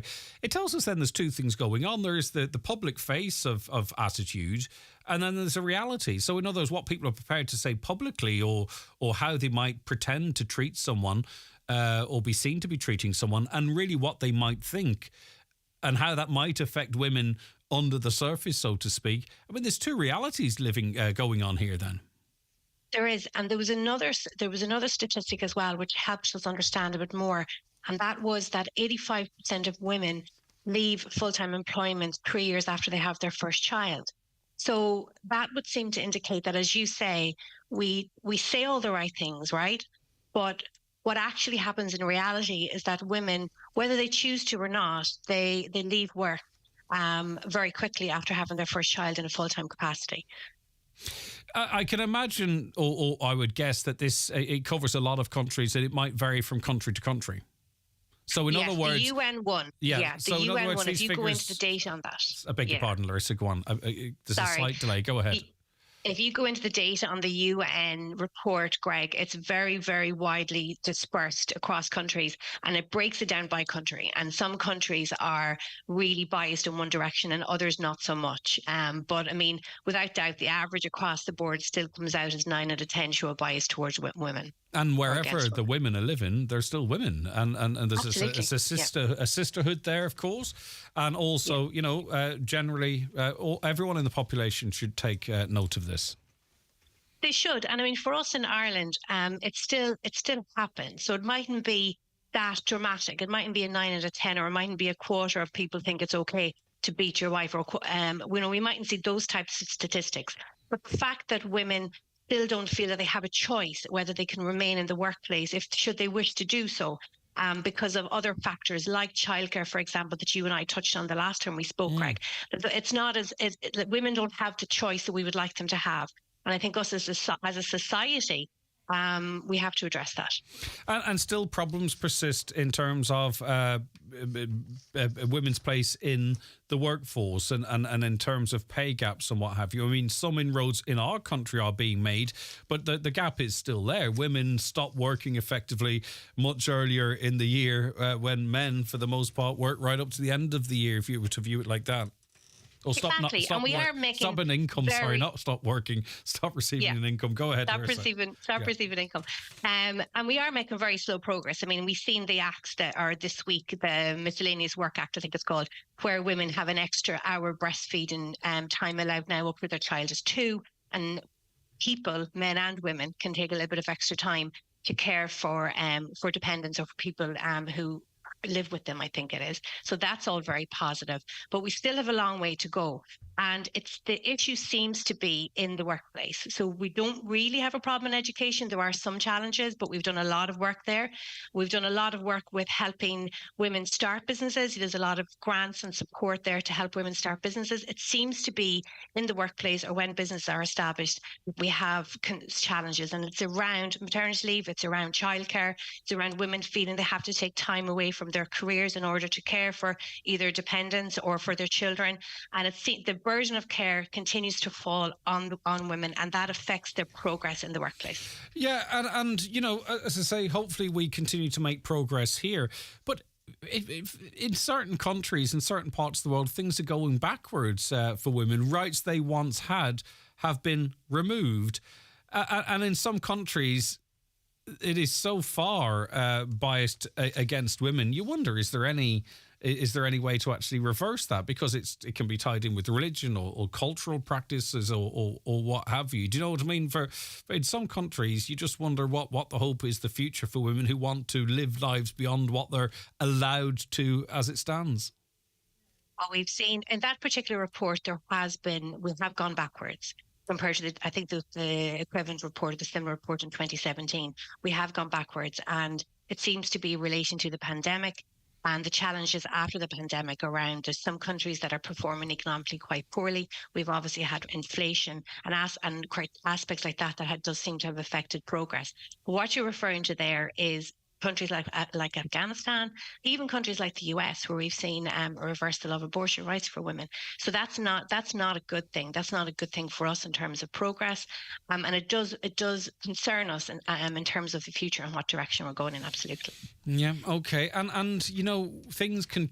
We think that, you know, this is the way it is here, and it's not here. It's in other countries, but we've seen, in terms of politics and attitudes, very quickly things can change in a country, even if you can imagine that they never could. Well, exactly. And to look at it in the positive, like Greg, we do have changes coming in Ireland. I think it's in September, where 40% of all candidates going forward for elections have to be female. So that's very positive. And we are going into another budget cycle now, and the country is performing very well, and there's excess money, as we all know. And really what I'd like to, I suppose, talk about is the possibility of investing that excess money into childcare. I mean, if we look at countries that do this really well, like look at Iceland, for example, they invest 6 times more than what we do in their childcare, in preschool childcare.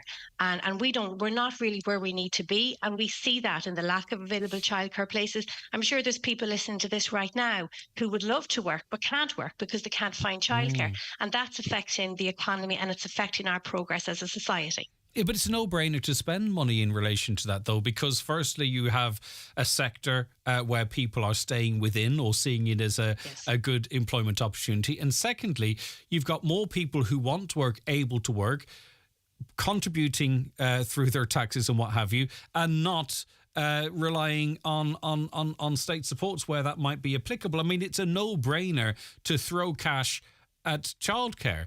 You know, you shouldn't have a situation where someone who's pregnant feels that they have to try and find a childcare place for a child many years in advance so they can get back on with their careers. And that's the reality in Letterkenny for some. Exactly. I mean, and it's the same reason why there is a no-brainer that we invest in primary school education and in secondary school education. It's the exact same argument as preschool education and as preschool childcare to invest in the future of our country. And that's really what we're talking about here. And when there's an excess money in the budget, why don't we use it for our future and investing in that future? Yeah, for sure, especially considering it's those who are going to be stuck with all of our debt. So at least give them... and paying our pensions for Exactly, at least give them a chance. All right, okay. Again, it seems like a no-brainer, Larissa, and it fails me as to why we aren't doing something that's perfectly logical. Thanks for your input on both important issues, all of those issues. That's Larissa Feeney, President of Donegal Women in Business. Across the UN, 25% of people believe it's okay or justified for a man to beat his wife, which is that's not specific to Ireland, but that's an average across all of those UN countries, including this or countries close to us. Right, okay. Hi, Caroline. Our road is closed today. We got no notice of this at all. Residents have to do a 26-mile detour. The company that's doing these roadworks are very my family was 30 minutes late for work. Okay, what part of the world is that in? This notice was in a newspaper. If there's a medical emergency, what do we do? There's no issue for the milkman and carers. This is all the same text. There is no issue for the milkman or carers to get through, so I can't understand why we can't get through. My sister is a nurse and needs to get through. All this is ridiculous. To say, I don't quite know where this is. So if you want to get back in touch with us and just give us an indication there.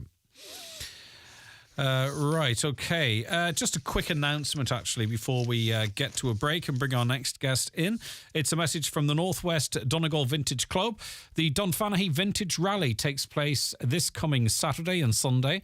Northwest Donegal Vintage Show and Rally, vintage cars, tractors, stationary engines, farm machinery and implements, craft displays, children's fairground, novelty items, stalls and bric-a-brac for all the family, microlight display, weather permitting. It's all on Sunday afternoon in Dunfanaghy. So it sounds like a nice wee visit. I might try and see if I can get show my face there myself. Sounds really good. Okay, back with our next guest shortly. Watch the show live now on YouTube, Facebook and at highlandradio.com.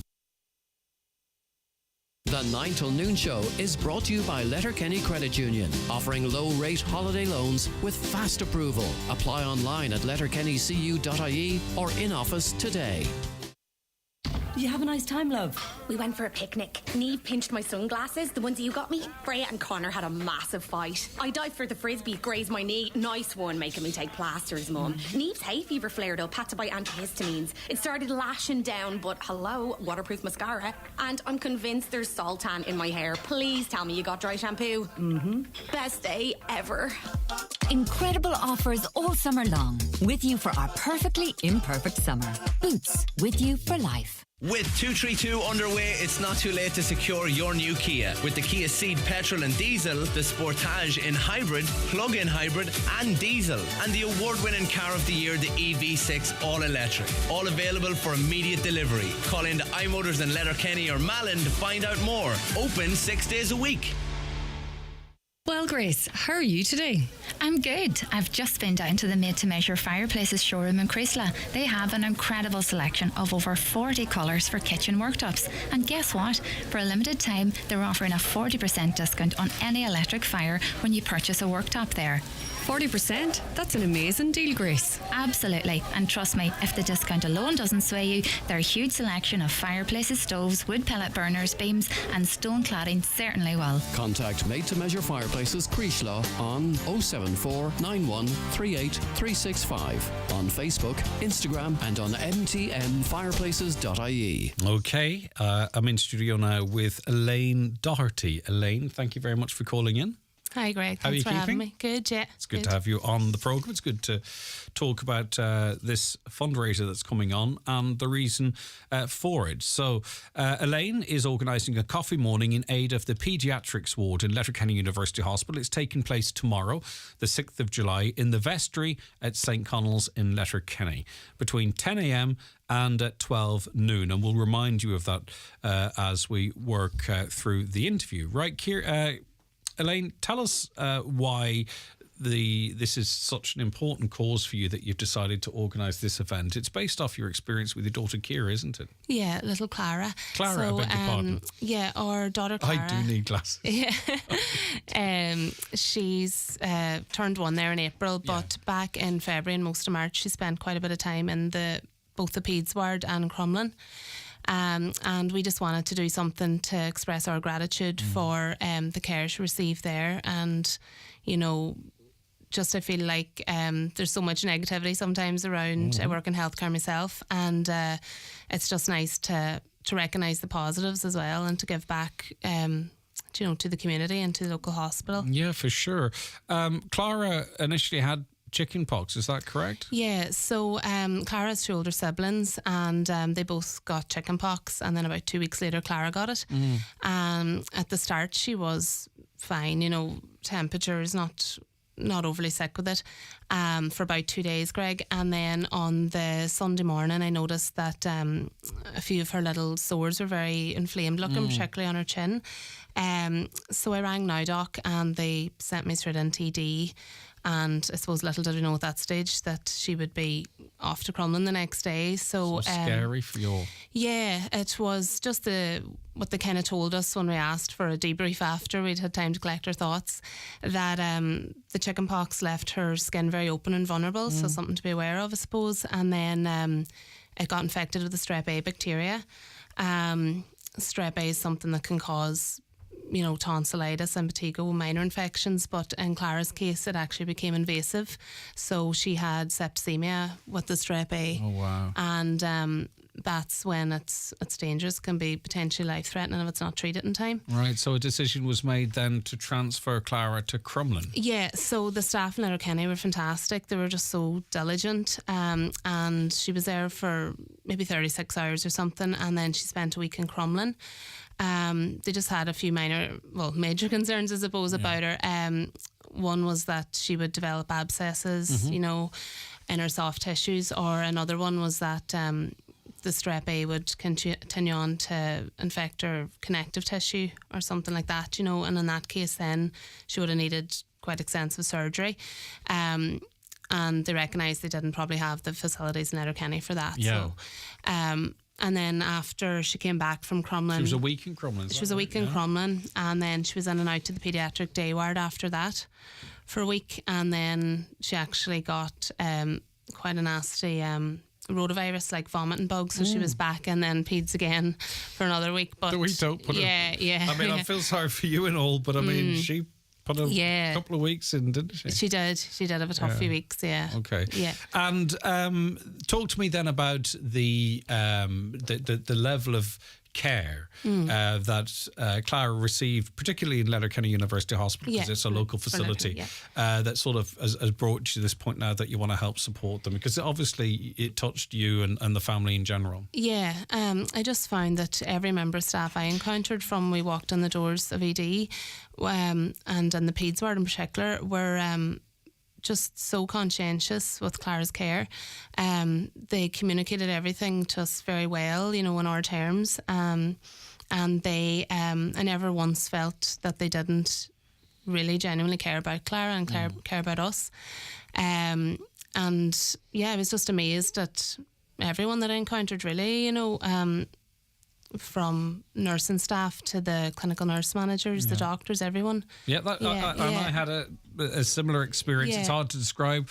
After Hudson was born, he ended up under their care, and it's not like a patient. It's not like a patient nurse or doctor relationship, is it? It's almost like they're parenting with you in a way. I don't know how. It's hard to quite describe it, but it's incredibly personal and caring and understanding. And I suppose I just like to mention quickly as well, I won't mention her name in case she doesn't want me to on air, but there was a particular nurse that travelled with me in the ambulance to Crumlin, and I'll never forget her. I'll never forget her face, her voice, and I suppose they're just people going in doing their jobs and giving their best every day, but they maybe don't realise the impact they have on us as parents, and that's just, it really touched us and stayed with us. Stressful situation. It takes a while to get over. You don't really get over it straight away, do you? Because you still get these, I'm not saying it's post-traumatic, but you know what I mean? It's still, you get that gunk every now and again when you think of what you went through.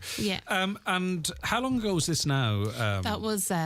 most of March this year. Wow, okay. Yeah. So Clara's over a year now? Yeah, she was 1 in April. How's she getting on? She's really good now. She started walking there recently and she's perfect. These girls, she's probably talking. Took off, she's a small bit of scar tissue kind of around her neck that they said might take a few months to resolve. Yeah, but she's young and... Yeah, and it's not really visible, but I mean, if that's all she came out with, we're lucky. So. All right, okay. Yeah. So all of this has brought you to a sense that you wanted to give something back or do something. And as you say, with your background, you have an understanding of working in this area. So you thought a coffee morning was the right way to go about it then? Yeah, we kind of toyed with a few ideas. We have a GoFundMe link for people who can't make it. And then we just thought a coffee morning was nice, to get people together, because we probably didn't have that for so long with COVID. So And we decided on the vestry just for the proximity to the hospital. It's also open to anyone, like public as well. And I know that it has access to the town park too. So we're hoping that, it's a good choice of venue. Yeah, exactly. Yeah. So it's between 10 a.m. and 12 noon tomorrow, and it's a coffee morning. Is it just coffee? No, there'll be lots there. We have it's a leading question. Yeah. We have a raffle as well, quite a few big hampers, and lots of very generous prizes from local businesses. Brilliant. It's a lot to mention, but and then we have the raffle is on, and then we have baked goods as well. Just a lot of. So you can have a scone and a coffee. Yeah, and we've got some stuff. Sponsored as well in that department, like from local bakeries. So stuff you can buy and take home with you as well, presumably. Yeah. Okay, lovely.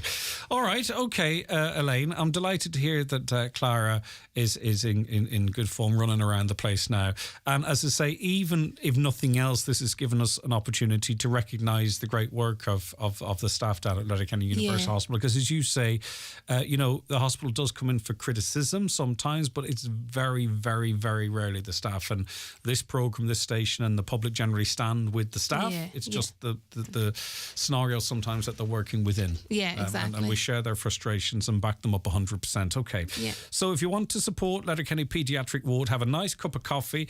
There's great raffles as well, thanks to the generosity of local businesses. There's baked goods, and then you can head out and have a walk in the park if you want. It's a coffee morning in the vestry at St. Connell's, as I say, Thursday tomorrow between 10 a.m. and 12 noon. Elaine, unless there's anything else you want to add? No, that's it. All right, brilliant stuff. Thank you. I hope you have a huge turnout tomorrow over the course of the couple of hours. That's Elaine Doherty there. Thank you very much for joining us. The 9 till noon show is brought to you by Letterkenny Credit Union, offering low-rate car loans with fast approval. Apply online at letterkennycu.ie or in office today. We love summer at Dunnes Stores. Save in the aisles when you mix and match any three for €10 across 36 meat and fish options from our tasty barbecue range, including favourites like smoky Irish pork ribs, juicy jumbo pork sausages, and tasty piri-piri chicken thighs with a kick. Then save again at the till with our 10 off 50 grocery vouchers. Dunnes Stores, always better value. Terms and conditions apply. Voucher can be used on next grocery shop of €50 or more. Foy & Company are the largest stockists of the best quality exterior paints in the Northwest. All the best paint brands. Foy's qualified paint consultants are on hand to help you pick the right paint for the finish you want and the right colour to suit your home. Foy's also stock a great range of designer furniture and accessories, and their interior designers and stylists are always on hand to help. Call into Foy & Company, Ballybuffet or Letterkenny today. Do you have what it takes to make it in radio? Ever dreamed of making it as a presenter on your favourite station? Then we want to hear from you. Learning Wave SkillNet is recruiting for its nationally recognised radio presenter course. Apply now to learn how to research, produce and present great radio content and get real-life experience in a local, regional or national radio station. Make a demo and get on air. To find out more, visit learningwaves.ie now. Closing date for applications is the 6th of July. This course is funded by Learning Waves and SkillNet Ireland. Terms and conditions apply. All right, welcome back to the programme. If a householder gets €420,000 to rebuild their house, will that mean that other houses in the area will have to insure their home for this amount, and will LPT be rated accordingly? Insurers may reckon that this is the benchmark for rebuilding a two-storey home in Donegal. A caller says, Ballybuffet Stranola Doctor's Surgery doing excellent work. No problem answering phones or getting an appointment. Morning, Greg. Our son is doing pharmacy in the north. They're in the first group that can prescribe in the UK. Well, there you go. Why aren't we doing that?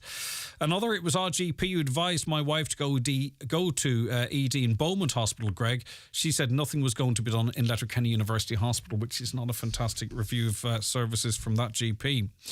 A caller says, I find trying to get an appointment at the dentist equally as difficult. I called for a clean and checkup, and the earliest appointment they had was for 3 months' time. I explained I felt I had a bit of a toothache coming on, but nothing. It was a Monday, so I called a dentist in Derry and got an appointment for that Thursday. Right, okay. We are joined on the programme now by Joe Thomas. Good morning to you, Joe. How are you getting on?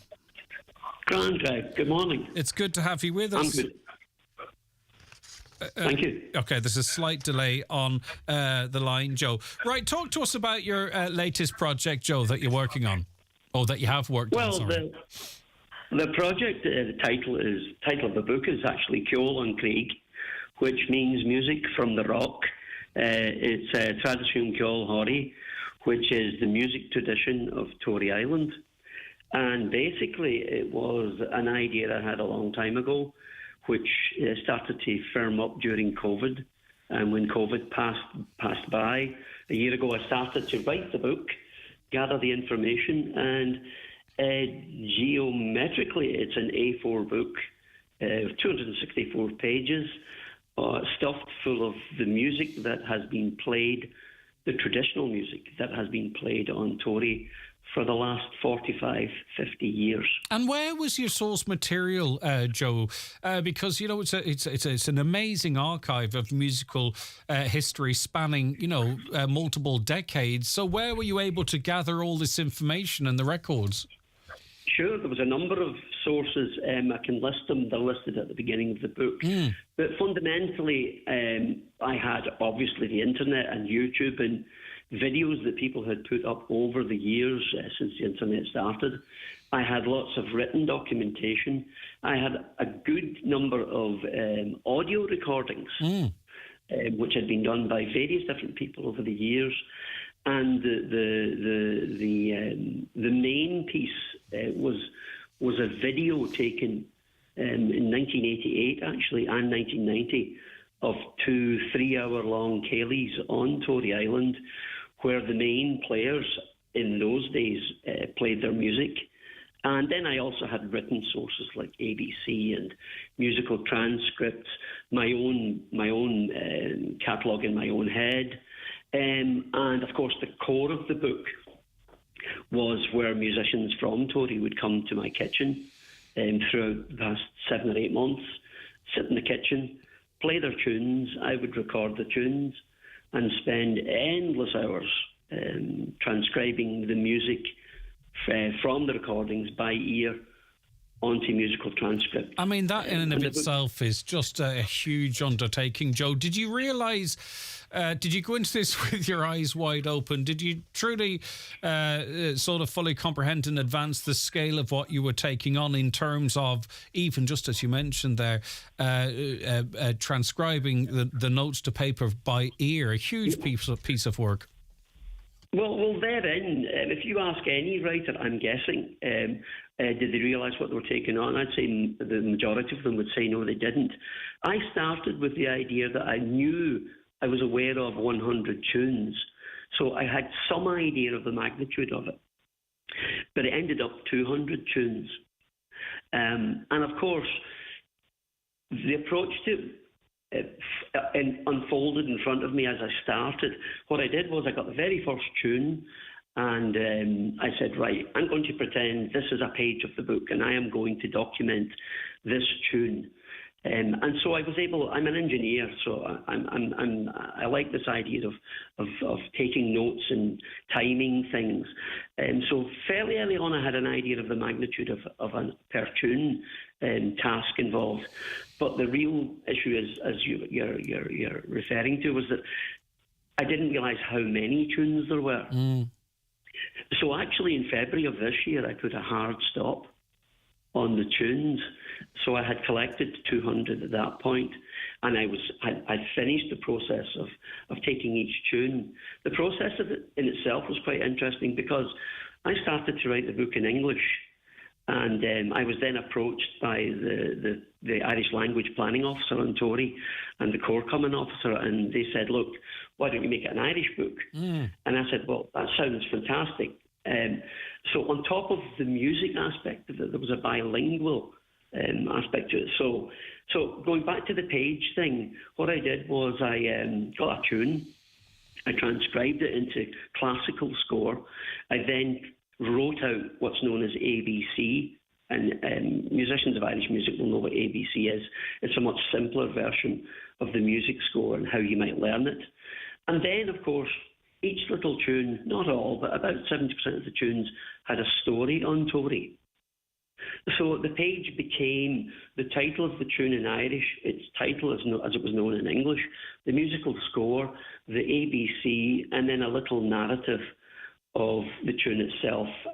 Things like how it came to Tory, how it might be played differently on Tory, why it might be played differently on Tory, and why the key would be different on Tory as opposed to, say, a version of the tune in Connemara.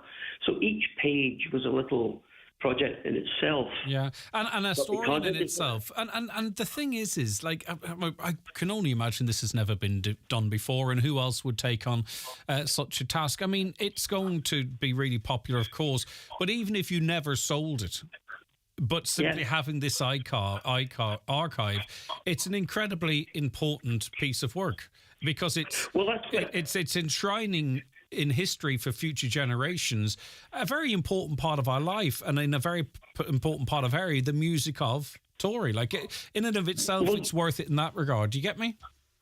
Yeah, you've hit the nail on the head, actually, because when people now ask me, is this a history book? What is it? It's actually both. It serves three purposes in my mind. It's a learning book, because there's a learning aspect to the tunes themselves. But it is a snapshot in time of the music that exists on Tory today that has come out of the last 50 years and before that.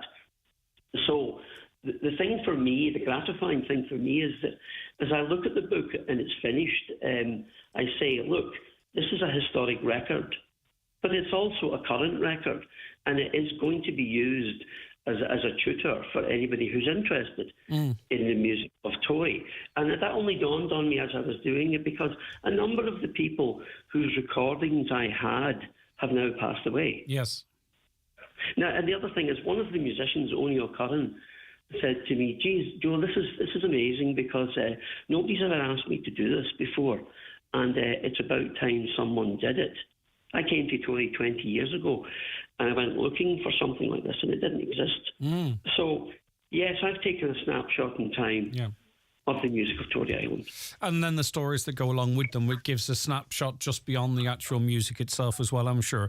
The book is going to be launched on Sunday, the 16th of July at 2 p.m, and it's sort of grown into a summer-long event, a weekly event through the summer. So talk briefly about that, Joe. Yeah, there's a little thing which has now burst out of Tory this summer, and I think the COVID thing had put everything on the back foot for a while. But both the club, there are two outlets for music on Tory, the club and Club Horry, and the Tory Island Hotel. And with the help of the language planning officer, who was very interested, Shannon McGay, was very interested in developing music through the summer. The Tory Hotel have a breakout Sunday. There's a music session every Sunday. The club has a ceilidh, and the hotel has a ceilidh on a Saturday night. And there's an impromptu session in the club on a Friday night. So this has already started. We had Mairead Mooney a couple of weeks ago, and that was brilliant. There was a singing circle in last Sunday. There's another group in this Sunday. And so we have a summer programme in front of us. And of course, the Errigal Arts Festival starts on the 8th. And so I thought, what a good idea. Try and launch the book in that period. And so the book will be launched on Sunday the 16th and will form part of the Errigal Arts thing. But will also be a fundamental or foundation for the traditional music that will carry on right through the summer. Finally, Joe, a couple of people texting in saying it sounds like a gem of a book. Where can it be bought? Where can people buy a copy, either on the island or it might be easier on the island to identify, but on the mainland, hopefully you've got plenty of distributors, do you, in terms of I'll tell you what I did. There is a website. It's ceolhorai.ie. Ceolhorai. CEOLTHORAI.ie, and the contact details for the book are on that. Lovely, Joe. Well done. And just one last point. One last point. The book is two-dimensional, I'm currently developing the website, joelhurry.ie, which will give rise to the characters and the music of the book. Well done, Joe. Great to chat to you. Joe Thomas there, author of that book. Right, okay, thanks for that.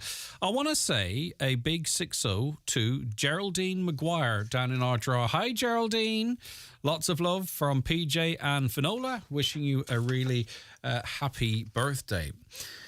Right, let's see, what should we do? Just whilst we're on that, I want to mention a bake sale, just to support little local events, not little local events, it sounds demeaning, I don't mean it like that, but things that are being held in the local community. The Finn Valley Women FC are inviting you to come along and support their club with a bake sale, or through a bake sale, and it's coffee morning. It's on Saturday from 4 to 7 p.m. at the Old Parish Centre. Coffee morning and bake sale then on Sunday the 9th of July after 9:30 a.m. and 11 a.m. Mass in the new Parish Centre. Everybody is welcome. So it's just to give that a little mention and a wee bit of support. Is there anything else? No. Right, okay. We'll be back. There's loads, but just not to squeeze in before 11. Stay right where you are. The 9 till noon show is brought to you by Letterkenny Credit Union, with monster loans available up to €60,000 for all occasions. Visit letterkennycu.ie. 2 gig full fibre broadband from Virgin Media has landed in Donegal. Hear that, Aoife? Huh? Time to lose yourself in the latest Scandi crime series. I have no idea what's going on here. You should really put on the subtitles. Fair point. Whatever your genre, whatever way you play, Virgin Media is here. Switch today at virginmedia.ie. Virgin Media, it's playtime. Subject to location and availability. Our biggest ever summer sale is now on. Up to 70% off while stocks last. Shop in store at Evolve Clothing, Letterkenny Retail Park, or online at evolveclothing.com. Our biggest ever summer sale is now on.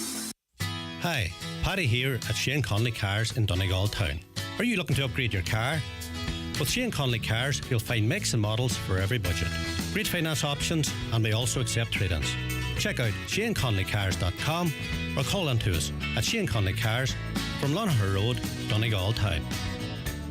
At Lidl, we've done our homework on lowering those back-to-school prices, like savings that fit the bill with our 100% cotton uniform bundle with t-shirt, jumper and trousers or skirt for ages 4 to 12, just €6. Fill their pencil case in one place with 3 for 2 on big stationery. Go on, shop without compromise and pay less. Go full Lidl today. The Lennon Festival Ramelton from the 6th to the 10th of July. Pre-festival events continue this evening with children's crab fishing at 6 p.m. at the Quay, followed by raft race and fun kayak event at 7. Then it's the RNLI display at 8. For all the information on this year's lineup, check out Lennon Festival Ramelton on Facebook.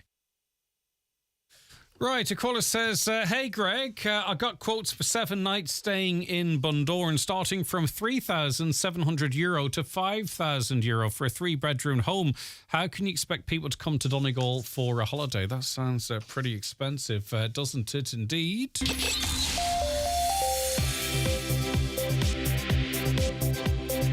The county's #1 talk show, the 9 till noon show on Highland Radio. Okay, it is 11 o'clock. It is time for a news update, and it's good morning now to Donald Kavanagh. Thank you, Greg. Good morning. Ryan Tubridy and his agent Noel Kelly have offered to appear before the Oireachtas Media Committee next week. In a letter to the committee chaired through their solicitors, Mr Tubridy and Mr Kelly say they have important information with which they believe they can assist the committee in its work. They've made a similar offer to the Public Accounts Committee. A Sinn Féin motion calling on the government to reinstate 50-50 funding for the A5 passed in the Dáil last night with all party support. The motion wasn't opposed by the government. Welcoming the government's approach, Deputy Padraig McLaughlin highlighted the importance of the road upgrade from a safety point of view. He also stressed that momentum must be maintained around the 10T projects in Donegal, which will link up with the A5. Police in Derry are investigating what's being treated as a sectarian hate crime in the city. It's after reeds were taken from the Diamond War Memorial in the city centre in the early hours of this morning. The memorial is dedicated to those who died while in military service during World War I. 3 men are due in court in Belfast shortly, charged in connection with the attempted murder of Detective Chief Inspector John Caldwell in Omagh in February. The men aged 45, 47 and 58 were charged with preparatory acts of terrorism to face further charges of possession of articles for use in terrorism and providing property for the purposes of terrorism. 90% of people would test their homes for radon gas if they knew there was a personal cancer risk. That's one of the key findings of a study out this morning from the ESRI and the Environmental Protection Agency. Radon is a naturally occurring gas which can seep into homes from underground. It's undetectable because it has no colour or smell. A new map shows a number of high-risk areas in Donegal. And a number of areas around Downings may experience water outages or shortages today as a result of a burst water main. Ishka Éireann say they are working on repairing the main. Those repair works should be finished by mid-afternoon, but it could be early evening before supplies return completely to normal. Well, they're the headlines. Back with news headlines again at 12 noon. All right, Donald, thank you very much indeed. Whether it's golfing, gardening, or going for a new personal best, at Nurofen we know sometimes body pain can stop you in your tracks. Time for the power of new Nurofen Long Lasting for body pain relief that lasts up to 12 hours day or night. So you keep doing what you're doing and we'll do the long lasting body pain relief. Up to 12 hours pain relief refers to a 2x300mg capsule dose. Nurofen Long Lasting 300mg prolonged release hard capsules contain ibuprofen for backache and muscular pain and period pain. Always read the label. All right, we've been speaking about medicine shortages most of this year, it seems now. But diabetes patients may have to limit the use of insulin. They may take that decision themselves. This due to a shortage of vials of insulin. Let me just read what was said in one of the articles here. Some, as I say, are adjusting their diet by eating fewer carbs to make their insulin last longer. And this is according to some patients. Dee joins us on the programme now. Dee, thanks for your time today. I appreciate it. Hi, Greg. How are you? Not too bad at all, Dee. So your son has type 1 diabetes. Is this shortage already affecting him and the family? Well, it first became apparent we all know that there's a shortage of the Fiasp insulin, and that's used in many pumps within Ireland, and we were made aware of that. But it became apparent then recently that this has had a ripple effect on other insulins because patients from Fiasp are being transferred to Nova Rapid, which is the predominantly used insulin for Ireland. So there's a lot of people in the community of type 1 parents that have said, has anybody having trouble getting their supply of insulin? And many people have come and saying, yes, they have. So I myself then went to pick up my son's prescription. He's due to have 3 vials per month. They could only give us 1. They couldn't tell us when we could get the others. Now, being type 1 diabetic, they need insulin 24 hours a day. It's not something they just take with food. They take it with food, but it's not just something they take with food. They need it 24 hours a day. And 1 vial a month is just not going to be enough. And my son's on very little amounts of insulin, so there'll be patients out there on a lot more. So what can you do? It is worrying. Without I don't know if you have a medical background or not, but I mean, how are you advised to use, or are you advised how to use that amount of insulin compared to what normally would be required? Like, are you given any support or advice on that, or do you have to make those calls yourself? Well, we have to make those calls ourselves. I mean, our pharmacists are at the end of their tether. They're pulling their hairs out. To be quite honest with you, my own pharmacist is absolutely brilliant. She has gone through, the end of the earth just to see what she can do, because she has a few patients that require insulin, and we're all in the same boat. And obviously, the last thing we want to do is stockpile insulin, because it's going to cause some child to have no insulin.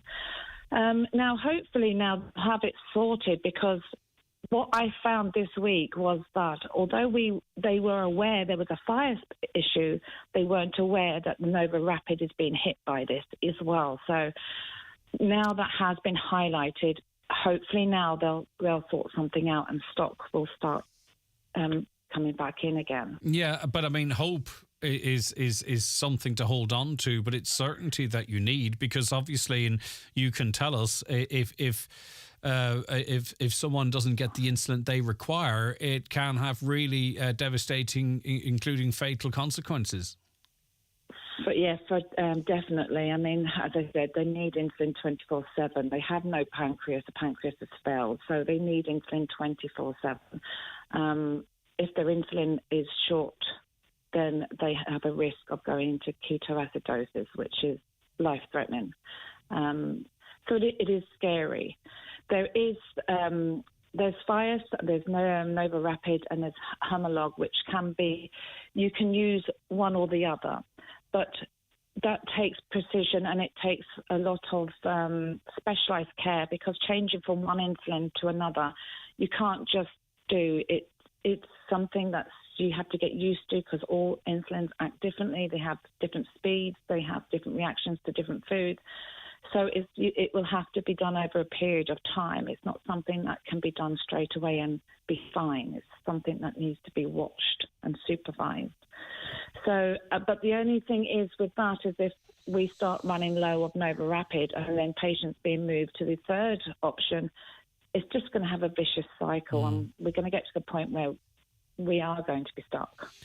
Have you been given any explanation as to the actual cause of this and what the long-term situation might be? All right, you might get assurances from the company that supplies will come online by the end of month, but how do we know that those might not be exhausted quite quickly and will be down the same road in 4 months or 8 months? Or, no one wants to live with this uncertainty over their heads.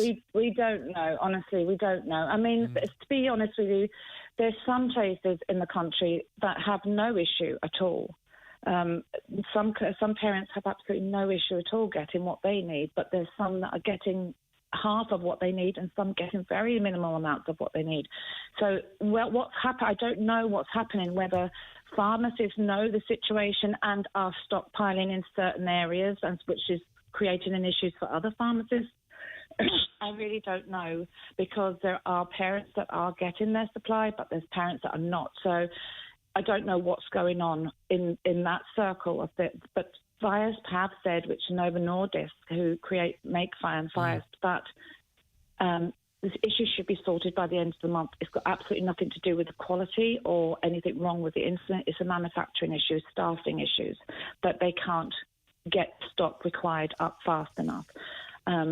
Which is okay, they have warned us about that. We did have warnings about that, but they haven't really foreseen the consequences that it's had on the other insulins, because patients have been going from Fias to Nova Rapid, and now Nova Rapid supply is short. Well, and I hope it gets sorted soon, Dee, and I hope particularly that it's not just sorted for now, that there's long-term security there, because it's enough to be dealing with. Absolutely. Without that also. No, it is worrying. Yeah. It's a worrying prospect that we're going to be finding ourselves with this issue. It is, because we have we can't move to any other medication. Yeah. We have this, and we need this to keep our children alive, or type 1s themselves alive. Even some type 2s use insulin. It's a situation that needs to be sorted, and soon. All right, Dee, listen, thanks for that. Best wishes to everyone. That's Dee there, whose son has type 1 diabetes. If that affects you, 086 60 25,000. Now, I said it at the end of the show yesterday, and I just want to reiterate it as it relates to all of you who contacted the programme while we were chatting to Father Sean Doherty. Still taking a wee bit of time to get used to that. Now, dozens and dozens and dozens, if not hundreds of you, messaged in, and as the conversation was going, because time was short, I couldn't get to them, but it's better than that. I did say it yesterday, but just in case you missed it, that we passed on all of those messages. We were able to hand them, we printed them off, and we were able to hand them to Father Sean. So if you messaged the show yesterday, Father Sean himself has them in his possession, and was and is able to read through them. So just in case you think that they were sent in and then they end up on a machine, all of the messages were printed out and given to Father Sean for him, which I think is... I just wanted to reiterate that in case you didn't hear it yesterday, because we do appreciate all of your efforts in taking the phone out.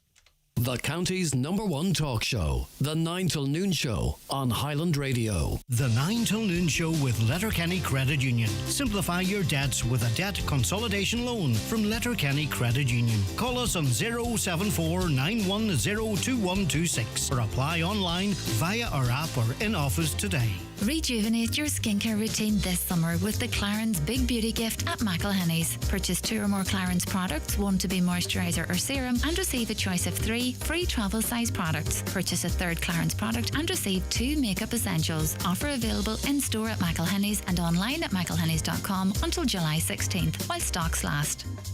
Donegal County Council invite the public to participate in the second public consultation for Letterkenny Southern Network project at the Radisson Blu Letterkenny on Wednesday 12th of July from 12 noon till 8 p.m. The project aims to develop the transport network south of Letterkenny town. See project website lsnp.ie for more details. At Manor Motors Opel, we're half-full type of people, which is how we come up with the Opel 50/50 finance offer. Choose from the Opel Crossland, Corsa or Mokka. Select your flexible payment option, pair it with 3 years free servicing and meet your new other half. Discover more about Opel's 50/50 offer at the Opel Open Road event. See manormotors.ie for details. Finance is provided by way of a consumer hire purchase agreement by Bank of Ireland Finance. Lending criteria and conditions apply over 18s only. Ownership remains with Bank of Ireland until the final payment is made. Bank of Ireland trading as of Bank of Ireland Finance is regulated by the Central Bank of Ireland. The Saturday Shuffle with Paul McDevitt will be live this Saturday from Home Store and More in Letterkenny Retail Park, where you will find great savings and a choice with their selection of homeware. Whether it's cooking up a storm in the kitchen or transforming your living space, they will have quality items that you want at great value. That's this Saturday from 12 noon, live from Home Store and More in Letterkenny. Highland Radio time checks with Expressway. Travel Route 32 from Letterkenny to Dublin when you book online and travel for less. Expressway, bringing you the time at... The time's 12 minutes past 11 and it's time for Wellness Wednesday. And we are going to talk now and hopefully to create more awareness of cardiac risk in the young. We're joined on the programme by Elaine Whelan, Family Support Programme Coordinator with CRY. Elaine, good morning to you. Thanks for your time today.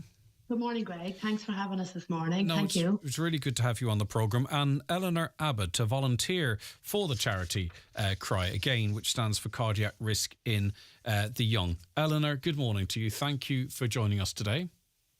Good morning, Greg. Thank you for having me. No problem. And we're speaking to you off the back of a contact we had from you to talk about the cardiac risk in the young. And very sadly, you became aware of CRY through the loss of your son, aged just 36 years of age. I'm really sorry for your loss, and I'm sure it never gets any easier, but you're doing great work, of course, with CRY in raising awareness, and I'm sure in your son's memory, and you'd be very proud of you. Can you talk to us, Eleanor, as much as you're comfortable with about that situation? Yes, well, my son, Gareth, was 36 years old, as you say. He was 6 foot tall. He was strong, healthy, and full of life. I had been away, this was going back 4 years ago. In fact, his anniversary is tomorrow. And I was away doing a walk, a charity walk for hospice. My husband had died 4 years prior to this. And I was away doing the charity walk, came home to find that Gareth had died while watching TV. As you can imagine, the shock of it, I immediately did CPR, but really I knew that I was working on a dead body. So I had to, you just feel you have to do something. After that, 2 days before that, my daughter had given birth to her second baby. So here we were going in one hand from the joyous having a new baby into the family, and then my son's death 2 days later. It was just, you couldn't write it really. And there was nothing, Eleanor, there was nothing to indicate that this was to happen. Had he had any health issues in his young life? As you mentioned, he was a big, strong lad, and he wasn't exerting himself. He was sitting watching TV. I can't imagine what that must have been like for you. I really can't. That's not just words. But was there any indication that he might have been at risk of sudden adult death? Well, a few days before that, he was a motorbike enthusiast. Yes. He had been away with his friends to the Dutch TT. He came home a few days before this, telling me all of the joys that he had away with his friends. A few days after, he said to me he had pains in his stomach. Well, I naturally thought he's picked up a bug while away in Holland. And I had said to him, please don't go near your sister with the new baby. Just drink plenty of water to flush your system. So that's what he did. He flushed, kept drinking water. But who would ever connect never. pains in your stomach with heart? You just wouldn't. Especially in a healthy 36-year-old as well. Yeah, for sure. Yeah, he was very fit. He had his own motorbike. He knew he had to have a healthy diet. He exercised. He was just full of the joys of spring, really. Yeah. So after that, I had never spoken to anyone or knew anyone that had died suddenly like this. People sympathise with you, but they really do not understand what it is like to lose your own child. I had given birth to him. I had nurtured him all of his life, and suddenly he was gone. Yeah, we're not equipped to even begin to process such a thing because it's not natural. However we've developed as humans over time, how we have never been preconditioned to really be able to cope with such a difficult situation. And as you say, people try and say the right thing and have the best will in the world. But was it really when you engaged with Cry that they were able to help you through as much as they could through this incredibly difficult part of your life that continues to this day, of course? Well, the big thing about Cry is the big word empathy. No one knows until they experience it themselves what it feels like. I was very fortunate when I rang Elaine on Cry. I was very fortunate that it was Elaine that answered the phone. And she was able to put me in touch with other mothers, actually, who had lost their sons. So I really knew that those ladies knew how my heart was breaking in two. Yeah. I was totally shattered by it. I didn't know how really to cope with losing my only son. So talking to these ladies, they gave me terrific support. I think the first call, I probably cried the whole way through it, but they knew exactly what I was going through and what a broken heart was like. So empathy was so important to me that I knew they understood exactly what I was going through. So through that and through Elaine, then you just gradually learn to cope with it. But it was only through Cry that helped me process my grief. Yeah. And so engaging with the other mums, it's not like, I presume for a long time, it's not to try and make you feel better. It is to understand what you're going through, to talk it through, to let you grieve in a space that people understand it and let you at it. And then when the time is right and it's going to be at a different time for everyone else, you start to try and move forward with this grief and loss because you have to carry it with you forever. So that presumably that engagement with these people and the organisation affords you the space and the time and the opportunity to do that as best as one can. That's right. That's right. And no matter how long it has been since Gareth died, I know that I can sit and I can cry in front of all these people because they know exactly, and we all do that. After a year, people think that, you get over things, but you really don't. You really do not get over losing your child. The way I look at it is, grief can hit you all of a sudden. Something can trigger it off. I can think of it as an avalanche. It just hits you. You can't stop it. It covers you. You either go to bed or whatever, as long as you just learn to cope with that. And then you just think, well, the snow will melt, tomorrow's a new day. So you start the new day, you can go out through your front door, there's a ginormous hole outside your door. Yeah. You can either fall into it or you can negotiate round it. I prefer to negotiate round it. And it's only through the help of CRY and the volunteer work that they do that has helped me do that. You're a remarkable lady. You truly are, Eleanor, because as well as you're dealing with the circumstances of someone's death can affect everything as well. And that shock of discovering your beautiful son as well, as I say, that's a different experience for you, and everyone has different experiences. You've mentioned Elaine Whelan there, who's a family support programme coordinator with cardiac risk in the Young Ireland. Elaine, it's hard to add on top of what Eleanor has so eloquently and so fulsomely put across someone's experience, but also how engaging with CRY can help. Yeah, and thank you, Greg, again for having myself and Eleanor on this morning. Even sitting here listening to Eleanor, and I've heard her story about Gareth and her loss so many times, but I remember that first day and that first call Eleanor phoned. And I just want to say, firstly, before I kind of get into the work we do, I'm so proud of Eleanor, honest to God, in the journey she has come in the last 2 years and getting to know her.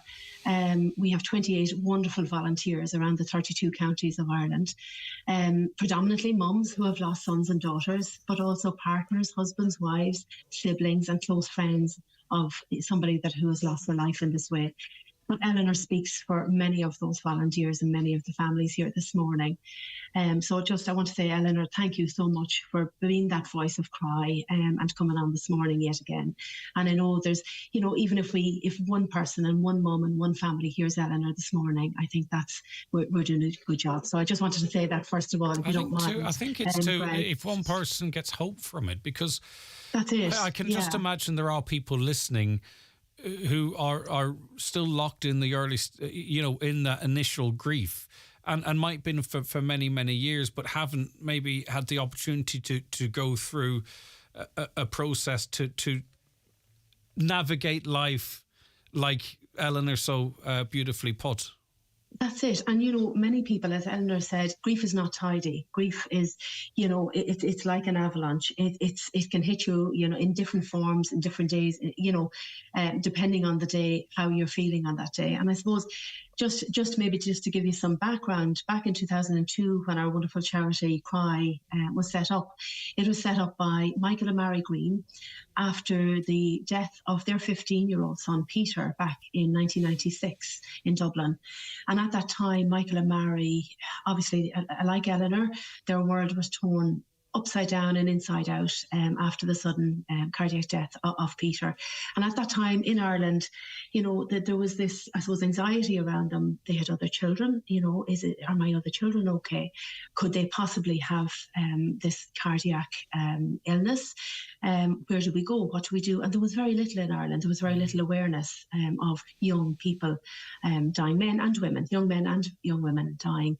So at that time, they went about their business and they went to see a cardiologist privately. And again, that cardiologist at the time, heard what they were saying, that there isn't support for families. So Dr. David Mulcahy at the time in Dublin ended up seeing people like Michael and Mary Green, and then seeing their other children.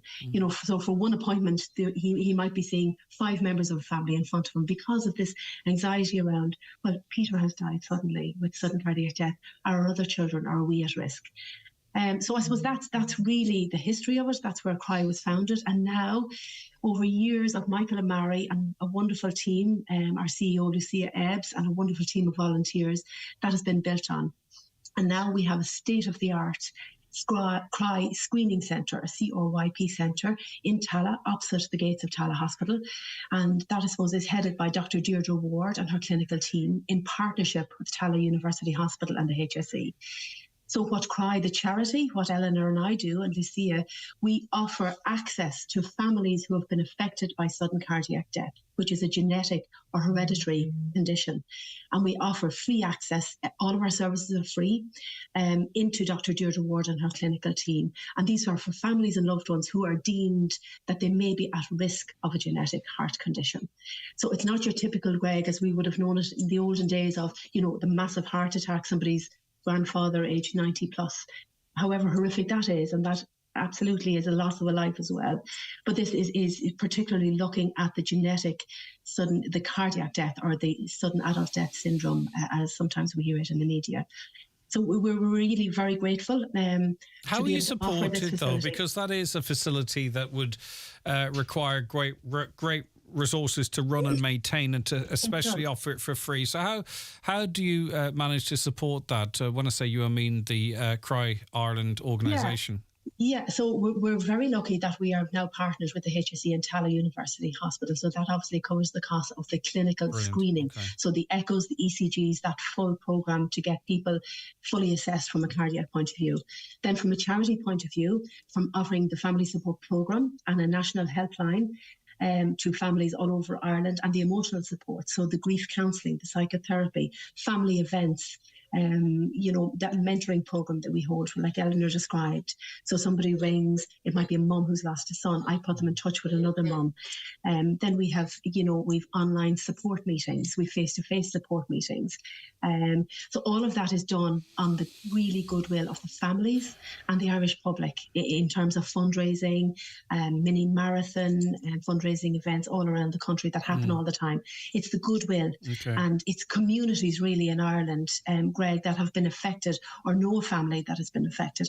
And I might just say, we depend solely, the charity depends solely on the goodwill of the people. Just in case people see an event or something. And Eleanor, I'm listening to Elaine intently, but I'm thinking on you at the same time, in that this terrible loss that you experienced just 4 years after losing your husband, and at the same time, presumably as a mum, feeling that you might have to be there for your daughter's beautiful good news, and to allow her the space to say that, I'm happy for you as well, and for that not to be, even through her own grief, for that not to be forever tarnished by this awful experience. And then your mind then does move to, well, is this genetic? Who else might be affected? And could this happen again? It's just an awful burden, Eleanor, that you and others in a similar position have had to bear. Well, when my daughter really, I felt so sorry for her, because she had just given birth to her baby. Then her one and only brother, who she was very close to, had died. So there was an awful lot going on in her life as well. And when Gareth died, his death certificate stated that it was sudden adult death syndrome. Now, there's no real history of that in the family. At the time, we were very lucky that my daughter was able to go down to Tala and get screened. Again, all free of charge, which is absolutely wonderful that they can do this for us. And she went and got screened and came home with a heart monitor and whatnot on her. And thank goodness she is fine. Good. But it still leaves the question, and I often think, why did my son's heart suddenly stop for no apparent reason? So it just makes you think. It also makes you think, I just felt, with losing my husband, then losing my only son, why did I have two hits as such? Yeah. But at the same time, I think, well, why not me? It happens to people every day. So you just have to get on with life. Yeah, and Ella, can I ask you, do you, through Cry, now you're a volunteer with Cry, so it could be someone who's recently bereaved, or maybe when they feel they're able to talk or want to talk. Do you speak to other people now who've also lost children to support them? And if so, How does that impact you as you still navigate life yes, grieving?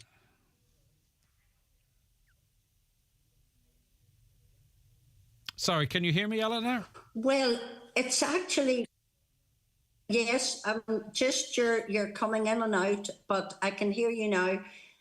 In actual fact, Greg, it's very good therapy for me because I know of one particular lady that I can think of, and she needed to know immediately about Gareth. It was so important to her, which I totally understood. It was so important to her that she knew how brokenhearted she was. I had experienced the same thing. So once she heard my story, then she knew she could open up to me and tell me her story. And really, it was quite amazing that her story and my story were so similar in that we had the same feelings. Our life was totally shattered. And all different similarities of feelings. So it was so important that you can talk about that and the deepness of that. Not everyone will understand that. And the only person that will understand that is someone that has lost a child like you. Eleanor, we will all be thinking on you tomorrow for the anniversary of Gareth's passing. Just so you know that we'll all be thinking on you, and to use your analogy, I hope that the snow's not too deep for you tomorrow. If that Thank you makes very sense. much indeed, Greg. Thank you. Thank you for getting in contact with us, and as I say, best wishes, not just for dealing with tomorrow, but going forward. There's a date every month, I'm sure, that brings this all tumbling home whenever. Not that you need a date, but thank you very much indeed. Elaine, if anyone wishes to support Cry, get more information, engage with the services, because as I say, people come to these types of services at different times. It could be immediately, it could be a little way down the road. It absolutely is, Greg. And I suppose just at the end of that, and thank you to Eleanor as well, we're all so very proud of her to be part of Team Cry. But just to say, we also support families and people who are going through that screening process. So some people come to us, Greg, that fortunately haven't lost a loved one through sudden cardiac death, but may have had themselves or a family member or a loved one who has had a collapse, or an instance like that, that now they are deemed they should have genetic cardiac screening. And that can be a really difficult road for people, the anxiety around it. And then for some, the actual diagnosis of, hearing the words, well, actually, you do have this genetic heart condition, which is wonderful that they're picked up from an awareness point of view. However, for a lot of people, that can be a loss of a lifestyle and a life that they once had. And while that's not a loss as in a death or a bereavement or a grief, it's a loss of something for a young person, maybe that they can't play football anymore, they can't play rugby at the same level anymore, whatever. And that's, again, so I think it's just really important to get that message across this morning, that we're also here to support those people. Right, okay. People can get more information, presumably through your socials and a website. So just point us to the website if you don't mind. So the website is www.cry.ie. And our free phone helpline number from Northern Ireland and the UK is free phone 0044 8006 406280.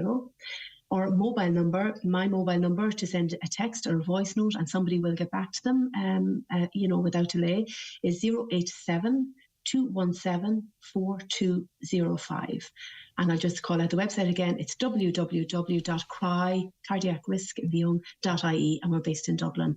But we support families throughout the whole of Ireland, the 32 counties. Across the island. Okay, thanks very much for all your time. Take care of yourself. Thanks very much, Greg. Okay, that's Elaine Whelan and also Eleanor Abbott, who lost her own son, Gareth, whose anniversary is tomorrow. It's so difficult, isn't it, what people have to go through, and just the strength and the words of Elaine and how she phrases things and how that works for her, of course, is just amazing. All right, okay, we're going to be back with more shortly. Watch the show live now on YouTube, Facebook and at highlandradio.com. The 9 till noon show is brought to you by Letterkenny Credit Union. Digital loans now available. Apply online or via our app today and get your loan transferred directly to your current account. It's the 50% off mega summer sale at Right Price Tiles and Wood Flooring. Up to 50% off all tiles, wood flooring, outdoor porcelain tiles, cladding and bathware. Everything in store has been slashed in price. The Right Price Tiles and Wood Flooring 50% off mega summer sale. Stores nationwide. Sale now on. Are the signs of aging creeping up on you? Are you not happy with the way you look or feel? At Letterkenny Medics Private Clinic, we're here to help you, offering Botox anti-wrinkle injections, derma fillers, skin bio injections, Botox treatment for grinding and clenching teeth, hyperhidrosis that aids excessive sweating. Let our doctors help bring back your confidence and look after what is important to you. To see what real results really look like, book your immediate appointment with no waiting time at letterkennymedics.ie. Letterkenny Medics, we listen if you want to talk. Evolve Clothing, biggest summer sale now on. Evolve Clothing, biggest summer sale now on. Evolve Clothing, biggest summer sale now on at Letterkenny Retail Park or evolveclothing.com.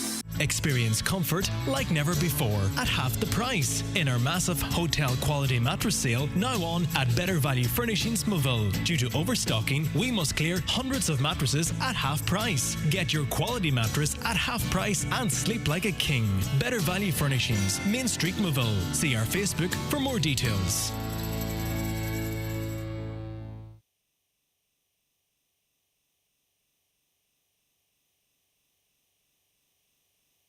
Okay, I'm trying to be smart here, Kieran, and press the right buttons at the wrong time, and I've made a mistake. All right, let's try this again. Business Matters in association with the ATU Donegal Faculty of Business. If you have an undergrad in any discipline and would like to reinforce it with a Masters in Business, ATU are offering their Masters in Business Management Conversion Programme. Call 9186206 or email donald.hannigan@atu.ie. Okie dokie. What that means is it's time for us to get the business news from Kieran O'Donnell. Of course, at the same time, then preview Highland Radio's Business Matters podcast, which is up and ready for your enjoyment already. Kieran, how are you getting on? Good morning, Greg. How are you? I'm doing fantastic. How's your week been so far? Very good. Did you do anything nice, interesting? Not really. Running other stuff. Keep ahead of myself. Be sure to be ready on a Wednesday morning. Boom. As the priority on a Tuesday night. Boom. Okay. We'll talk about the pod in a sec. Let's get some news, though. Environmental Sustainability in the Workplace Programme. What's this about? Yeah, a new initiative by Donegal ETB and is set to run an environmental sustainability in the workplace programme with the qualification being offered as part of their evening class provision. It's a 14-week course aimed at those looking to acquire a general knowledge and understanding of environmental sustainability, and obviously going on to use that knowledge then, Greg, to support sustainable practices in the workplace. So we're starting on Wednesday, September the 6th. The course will run from 6 to 9 each evening, and more information is available on Donegal ETB's social media platforms. All right, the robots are taking over. I see Google's new computer is able to compute, I can't remember the exact statistics, but it's able to compute... it's able to compute so fast it would take the current best computer 30 years to do the work it can do now instantly. And artificial intelligence is going to become part of all of our lives in the not too distant future. It's already there. Let's call it as it is. But there's a survey carried out to sort of get a sense of the public's awareness of it. I've been talking about it for over a year now. No one's biting. Well, maybe they are. What's the story? Yeah, it's 1 in 4 people, Greg, it's on the back of a survey in Donegal, believe artificial intelligence will impact or replace their jobs in the future. And this was a survey that was conducted by recruitment agency FRS Recruitment. The survey also found that 2 out of 3 people in Donegal would move jobs for a salary increase of 25% or less, while almost half feel their salary does not fairly reflect their current position. That's an interesting one before you move on, because that also might talk to how happy and content they are in their jobs, Kieran. Yeah, I suppose the next line actually fits in very well, Greg, to that, because just under half the people across the county believe that they are more likely to progress in their career by changing jobs rather than staying with their current employer, and 2 out of 3 believe they could secure a new job in 3 months or less, so they're quite confident in their own ability there. more interesting is the fact that half of the people that were surveyed also expect to receive a pay raise in the next 12 months. So they're quite optimistic as well. Yeah, they are. My moving job. It's a funny one, all right. Yeah. As I say, and I was speaking to people in various industries with telecommunications support and stuff not so long ago, and they are still not really quite sure how AI is going to fit all into that space, because I'm not sure everyone realizes what it can already do. I mean, you have trial programs now which are available in beta, whereas you can say, hey Google or okay Google, I hope I'm not triggering everyone's speakers out there, but you can say, book me an appointment at my hairdresser's for Wednesday the 5th of August. It rings up in a human voice and rings the hairdresser, does it itself, has a human-like it's really remarkable. As I say, it's frightening, Greg. It's frightening and exciting. I've watched, you're nearly I'm nearly too afraid to sort of get too much into it, because the consequences of what's happening, I suppose, ultimately it comes down to differentiating between fact and fiction. Yeah. And that's the dilemma we're going to have. And that's the worrying thing in terms of anything that can happen in the world at any time. Like the one of the most basic evolutions of AI recently, they asked it to solve a problem, okay, and it went off and learned Bangladeshian in its entirety to solve the problem. It didn't have to, but the artificial intelligence chose to. Instantly learned a completely different language to problem solve, beyond its instruction. I'm not saying it's thinking, but it's remarkable where it's going. And as I say, these are just the early iterations of it. I don't know. I think certainly I'll be redundant. If not this week. If not this week, in a short number of years. I think they'll keep you in all the way. All right, I don't know. All right, Tip O'Neill Awards. Yes, Greg, 3 people will be honoured with the Tip O'Neill Irish Diaspora Award for 2023 at a presentation ceremony in the Inishowen Gateway Hotel on Saturday, September the 16th. The recipients this year are Professor William C. Campbell from Melton, who people will know received the Nobel Peace Prize for Medicine in 2015, Buncrana native Caroline McLaughlin, who is a leading representative of the Irish diaspora community in the UK, and John T. Fries, a first-generation Irish-American whose father was born and raised in Kilmacrennan. So the award is presented by Donegal County Council and is to recognise those who have excelled in their chosen field whilst honouring their contribution to Ireland and its diaspora. Yeah, it's really lovely to see how that has grown. I remember doing initial interviews when it was just being launched, and I didn't really know what it was or where it was going to go, and now it's a mainstay. And what a trio of recipients there. Okay, Letterkenny Chamber survey. What's it telling us? Yeah, it is conducting its second business sentiment survey for 2023. The Chamber is keen to gain a better understanding of the challenges that businesses are currently facing, and it's hoped that this latest survey will help it build an accurate picture of the local economic landscape. And I think on the basis of that, it will help their lobbying exploits for when they're going to go and sort of maybe seek help at national level. So the survey will take around 10 minutes to complete. Any information will be anonymised and treated in the strictest of confidence, and the Chamber's social media platforms have the link for that survey. Yeah, and of course another interesting aspect of that is you get to check the findings of this survey when they become available with the findings of the first, and then so you get it's good work, Greg. I suppose it's the only way that obviously the Chamber's a major player here, so it's a good way of actually gauging what's going on and maybe what needs to be addressed. All right, car sales on the up. Yeah, we're halfway through the year, Greg. New car registrations for the first 6 months of the year in Donegal saw an increase of 4%. So 1,543 new cars were sold from January to June in 2022, and that's compared to 1,604 during the same period in 2023. And just in relation to new electrical vehicle registrations, because I knew you were probably going to ask me if I hadn't got it, there's been an increase of 77%. So starting from a low base, for the first 6 months of 2022, 113 EVs were sold in Donegal, and that's compared to exactly 200 between January and June this year. And nationally, Greg, registrations year to year are up 18.8%, 77,488 new cars compared to 65,211. Now, can I have the breakdown in EVs? Can I have the breakdown, please, of full electric, plug-in hybrid, and no, you're right, because they weren't there for consumption. I was, thank God. you can go and check it out yourself, but that's all you're getting. Okay, right. Okay, we'll be back with a look forward to the podcast. Thanks for the news. We'll be back with an actual look forward to what's coming up in the podcast after this break. The 9 till noon show with Letterkenny Credit Union, now offering mortgages from 40,000 to 600,000 euro with no hidden fees or transaction charges. Letterkenny Credit Union, 9102127. For great value in suits, visit Watson Menswear in Letterkenny. Top labels like Rimazumo, White Label, Spectre and Daniel Graham. For the finishing touch, there's also a great choice of shirts, ties and footwear. Extra reductions for all wedding parties. At Watson Menswear, open 7 days a week on Main Street, Letterkenny. See watsonmenswear.com. Balderdash, poppycock, porcupines, whispers, untruths, fake news, or as the kids say, cap. Seeds have been planted that Skoda has no stock. Let's put the rumours to bed.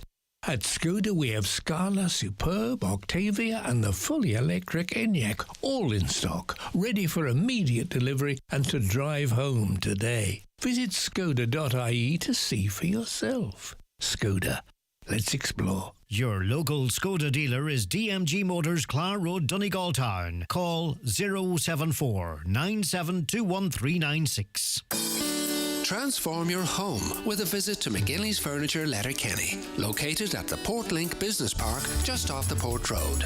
You'll find a huge selection of top-quality suites, beds and mattresses, also slide robes and custom-made dining and occasional furniture, with prices to suit every budget. See the great choice for yourself at our showroom, McGinley's Furniture, Portlink Business Park, Port Road, Letterkenny. Click mcginleysfurniture.com.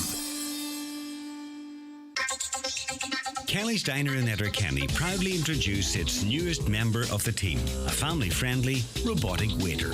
It's the only one of its kind in the Northwest, there to help staff serve customers. And with a packed menu to pick from all week, from early to late, there's loads to do. If you'd like to see this robotic waiter in action, just pop into Kelly's award-winning diner today at Mountaintop, Letterkenny. Okay, let's get to this week's podcast, Kieran. What's coming up? Yeah, I'll be speaking to the owner and founder of the Slieve League Campsite, Kieran McHugh, and the CEO at Letterkenny Chamber of Commerce, Tony Forrester. 2 years ago, Kieran McHugh opened Slieve League Campsite in Tillian, and around 250 people stayed there over the bank holiday weekend in June. Last month, Slieve League Campsite won Campsite of the Year at the Irish Hospitality Awards in Dublin. A teacher and youth worker, Kieran currently employs 5 young people at his facility. In this clip, Greg, Kieran recalls the moment he decided to return to Donegal and try and make his boyhood dream a reality. I've had this idea in my head since I was 12 years of age as a boy, and luckily that my grandmother had farmland either side of the hill, one field towards the cliffs at Slieve League and the other up the Pilgrim's Path. I was always into outdoor pursuits, hiking, running myself, camping, and no matter where I went after finishing school, to Dublin or travelling the world, I always had this in the back of my mind. I was going to return someday to Donegal and I was going to start a campsite. And that happened about 9 years ago. The idea came back into my head after travelling. I was teaching over in Thailand for 2 years and I came home back to Dublin, and I remember sitting on the M50 heading back to work one day, back to the job where I got a sabbatical from, and it was a miserable day in November, and I was looking at people next door to me in the traffic on the M50, and I said, life has to be more than this. So that 12-year-old idea, boy in my head, just came back, and I goes, I'm going to think about this campsite idea one more time. Good man, Kieran. I think lots of us be sitting in the M50, Kieran, and we say, God, that's to be more than life than this. Yeah. And then change the radio channel and crack on with it. But he's followed his dream there. And it seems a huge success, man, to be employing and supporting 5 young people, and also to bag that prestigious award in a relatively young company. It's great that his drive is being rewarded, isn't it, Kieran? It's a great success story. I knew Kieran, and I met him in Letterkenny I think it was during the first reopening phase after the first lockdown. Everyone's mentioning lockdown today. Every item that's come up. We haven't talked about it for so long. But anyway, sorry, Kieran, I'm ruining your flow. Yeah, and I met him down in Letterkenny, and he was telling me, look, he had this idea, and then it was about to go, but COVID obviously with the impact it had on the construction industry, so he was sort of snookered that it was a bit of a worrying period for him. But around May in 2021, the government gave the green light for the construction industry, Greg. Kieran was ready to go, and within a few months he had the campsite open. It's opened just over 2 years, and it's really gone from strength to strength. He won that national award, Best Campsite at the Irish Hospitality Awards, and it's a phenomenal success story 2 years in. Employing 5 people, as you say. He regards the campsite as a sort of base camp for hikers. It's a massive growth industry, and he's developed the campsite over 3 different phases. And when you have 250 people staying over the last bank holiday weekend, that's proof in itself. I used to do a bit of caravaning, never went further than Carrick and Shannon, and I didn't really feel that I need to, because, and really the point I'm getting to is here, if you want a break, you can actually do it in your own county, in a different part of the county, because everywhere is different, different aspects, different things to do, be it here or the pods in Creaslow or the pods in wherever they might be. There's these fantastic facilities all over the place, but it's great to get away for 2 or 3 days, get out of the familiarity of it. It feels like a holiday, you know what I mean? I love that. I mean, if I'm going on holidays, I want to go on holidays on a plane. But for little breaks, I don't really travel outside Donegal. I don't feel you're very much in control of your own destiny too. You can come and go and stop and stay. The wee village out in Ironmore, the Tory Hotel. You know, if you want something really different, you can do it really in your backyard. In relation to those glamping sites that you mentioned, say there's Burtonport, there's Creaslow, and there's Teelan. They're all very much central to the area where they are in, and there's so much to do within a very short space of time. Yeah. But during our interview, Greg, 2 different people came in inquiring, so we just let the tape run. So there was a woman from France wondering where she was, so we just let the thing run. So it was a long way from his Stuckler's M50. There was no sunshine that day, but he's very happy of what he's done, and it's a great credit to him. Great to hear it. Okay, now the hugely prestigious Letterkenny Chamber of Commerce Business Awards aren't too far away now. Yeah, they're taking place, Greg, on Friday, November the 10th Friday, November the 10th in the Clanree in Letterkenny. But the deadline for applications is Friday, July the 14th. That's Friday week at 12 noon. I spoke to Tony Forrester during the week about the awards, and in this clip she explains how businesses and the public can get involved in the process. They just go onto our website, click Business Awards right at the top of the website, pick a category and apply. And you can apply for more than one category. You can really do what you want. You fill in the question. You have to fill in the questions as much detail as possible. What happens then is we will have an independent step where someone over online or phones, either Zoom or on phone, will talk to the entry and get a wee bit more information if we need it, and then the independent judging panel will pick the shortlisted, and then we usually have a bit of a public poll on that from September on. All right, okay. So much more from Tony and Kieran in your podcast, Kieran. Yeah, just in relation to the Chamber Awards there, they have 2 new awards this year, Greg. One of them is the Young Business Person of the Year. So it's 4 months away, so it goes to show how much work is involved in actually pulling all that together. The Chamber has 300 plus members, 8,000 employees, so they're obviously a very big player in the business world. And they work really hard, actually. Yeah. You know, it's only in conversation that it's not today or yesterday that I realised this, but in terms of representing those businesses locally, regionally and nationally with events in Dublin, whatever, there's far more goes into a Chamber of Commerce than, it's not just an umbrella group for businesses. It does so much more in terms of meetings all of the time, engagements, supports. Yeah, there's a lot to it. Yeah, you chaired the panel discussion at the President's Lunch that was hosted by Familiar Rabbit back in last month in the Radisson Hotel. So I suppose that was a good another gauge. Freebie. Well, it was a working lunch. I don't want to see what these boys in RTE and other places are getting. I haven't made a shilly outside Highland. That was free. What else have I done for free? Went down to Dublin to speak at a radio conference. I thought, all right, this is a nice little nixer, isn't it? Free. Not a shilling. Well, I got a hotel room out of the Dublin one. Who's this agent? What's his name? I don't know. How did he do it? I'll get you his number. I beg every day for a free stay in a pod and nothing. We'll do it what time we're finished. Nothing. Will someone grease my greasy palms with money? I'll ask Brendan Vinny to give you a free trip. What's this €70,000 cars? We'll get a free trip on the boat for you very shortly. What? I literally asked for one. I was begging. No. Go on. I didn't really go on. I don't know where we're going. But look, the Chamber, just in relation to their standing that they Lottie have. Ryan. No, I'm only joking. Go on. So I suppose the standing that they have, they do have a lot of power coming together collectively, and it'll be interesting to see, I suppose, what the next move is whatever go to the lobby for next. Brilliant stuff.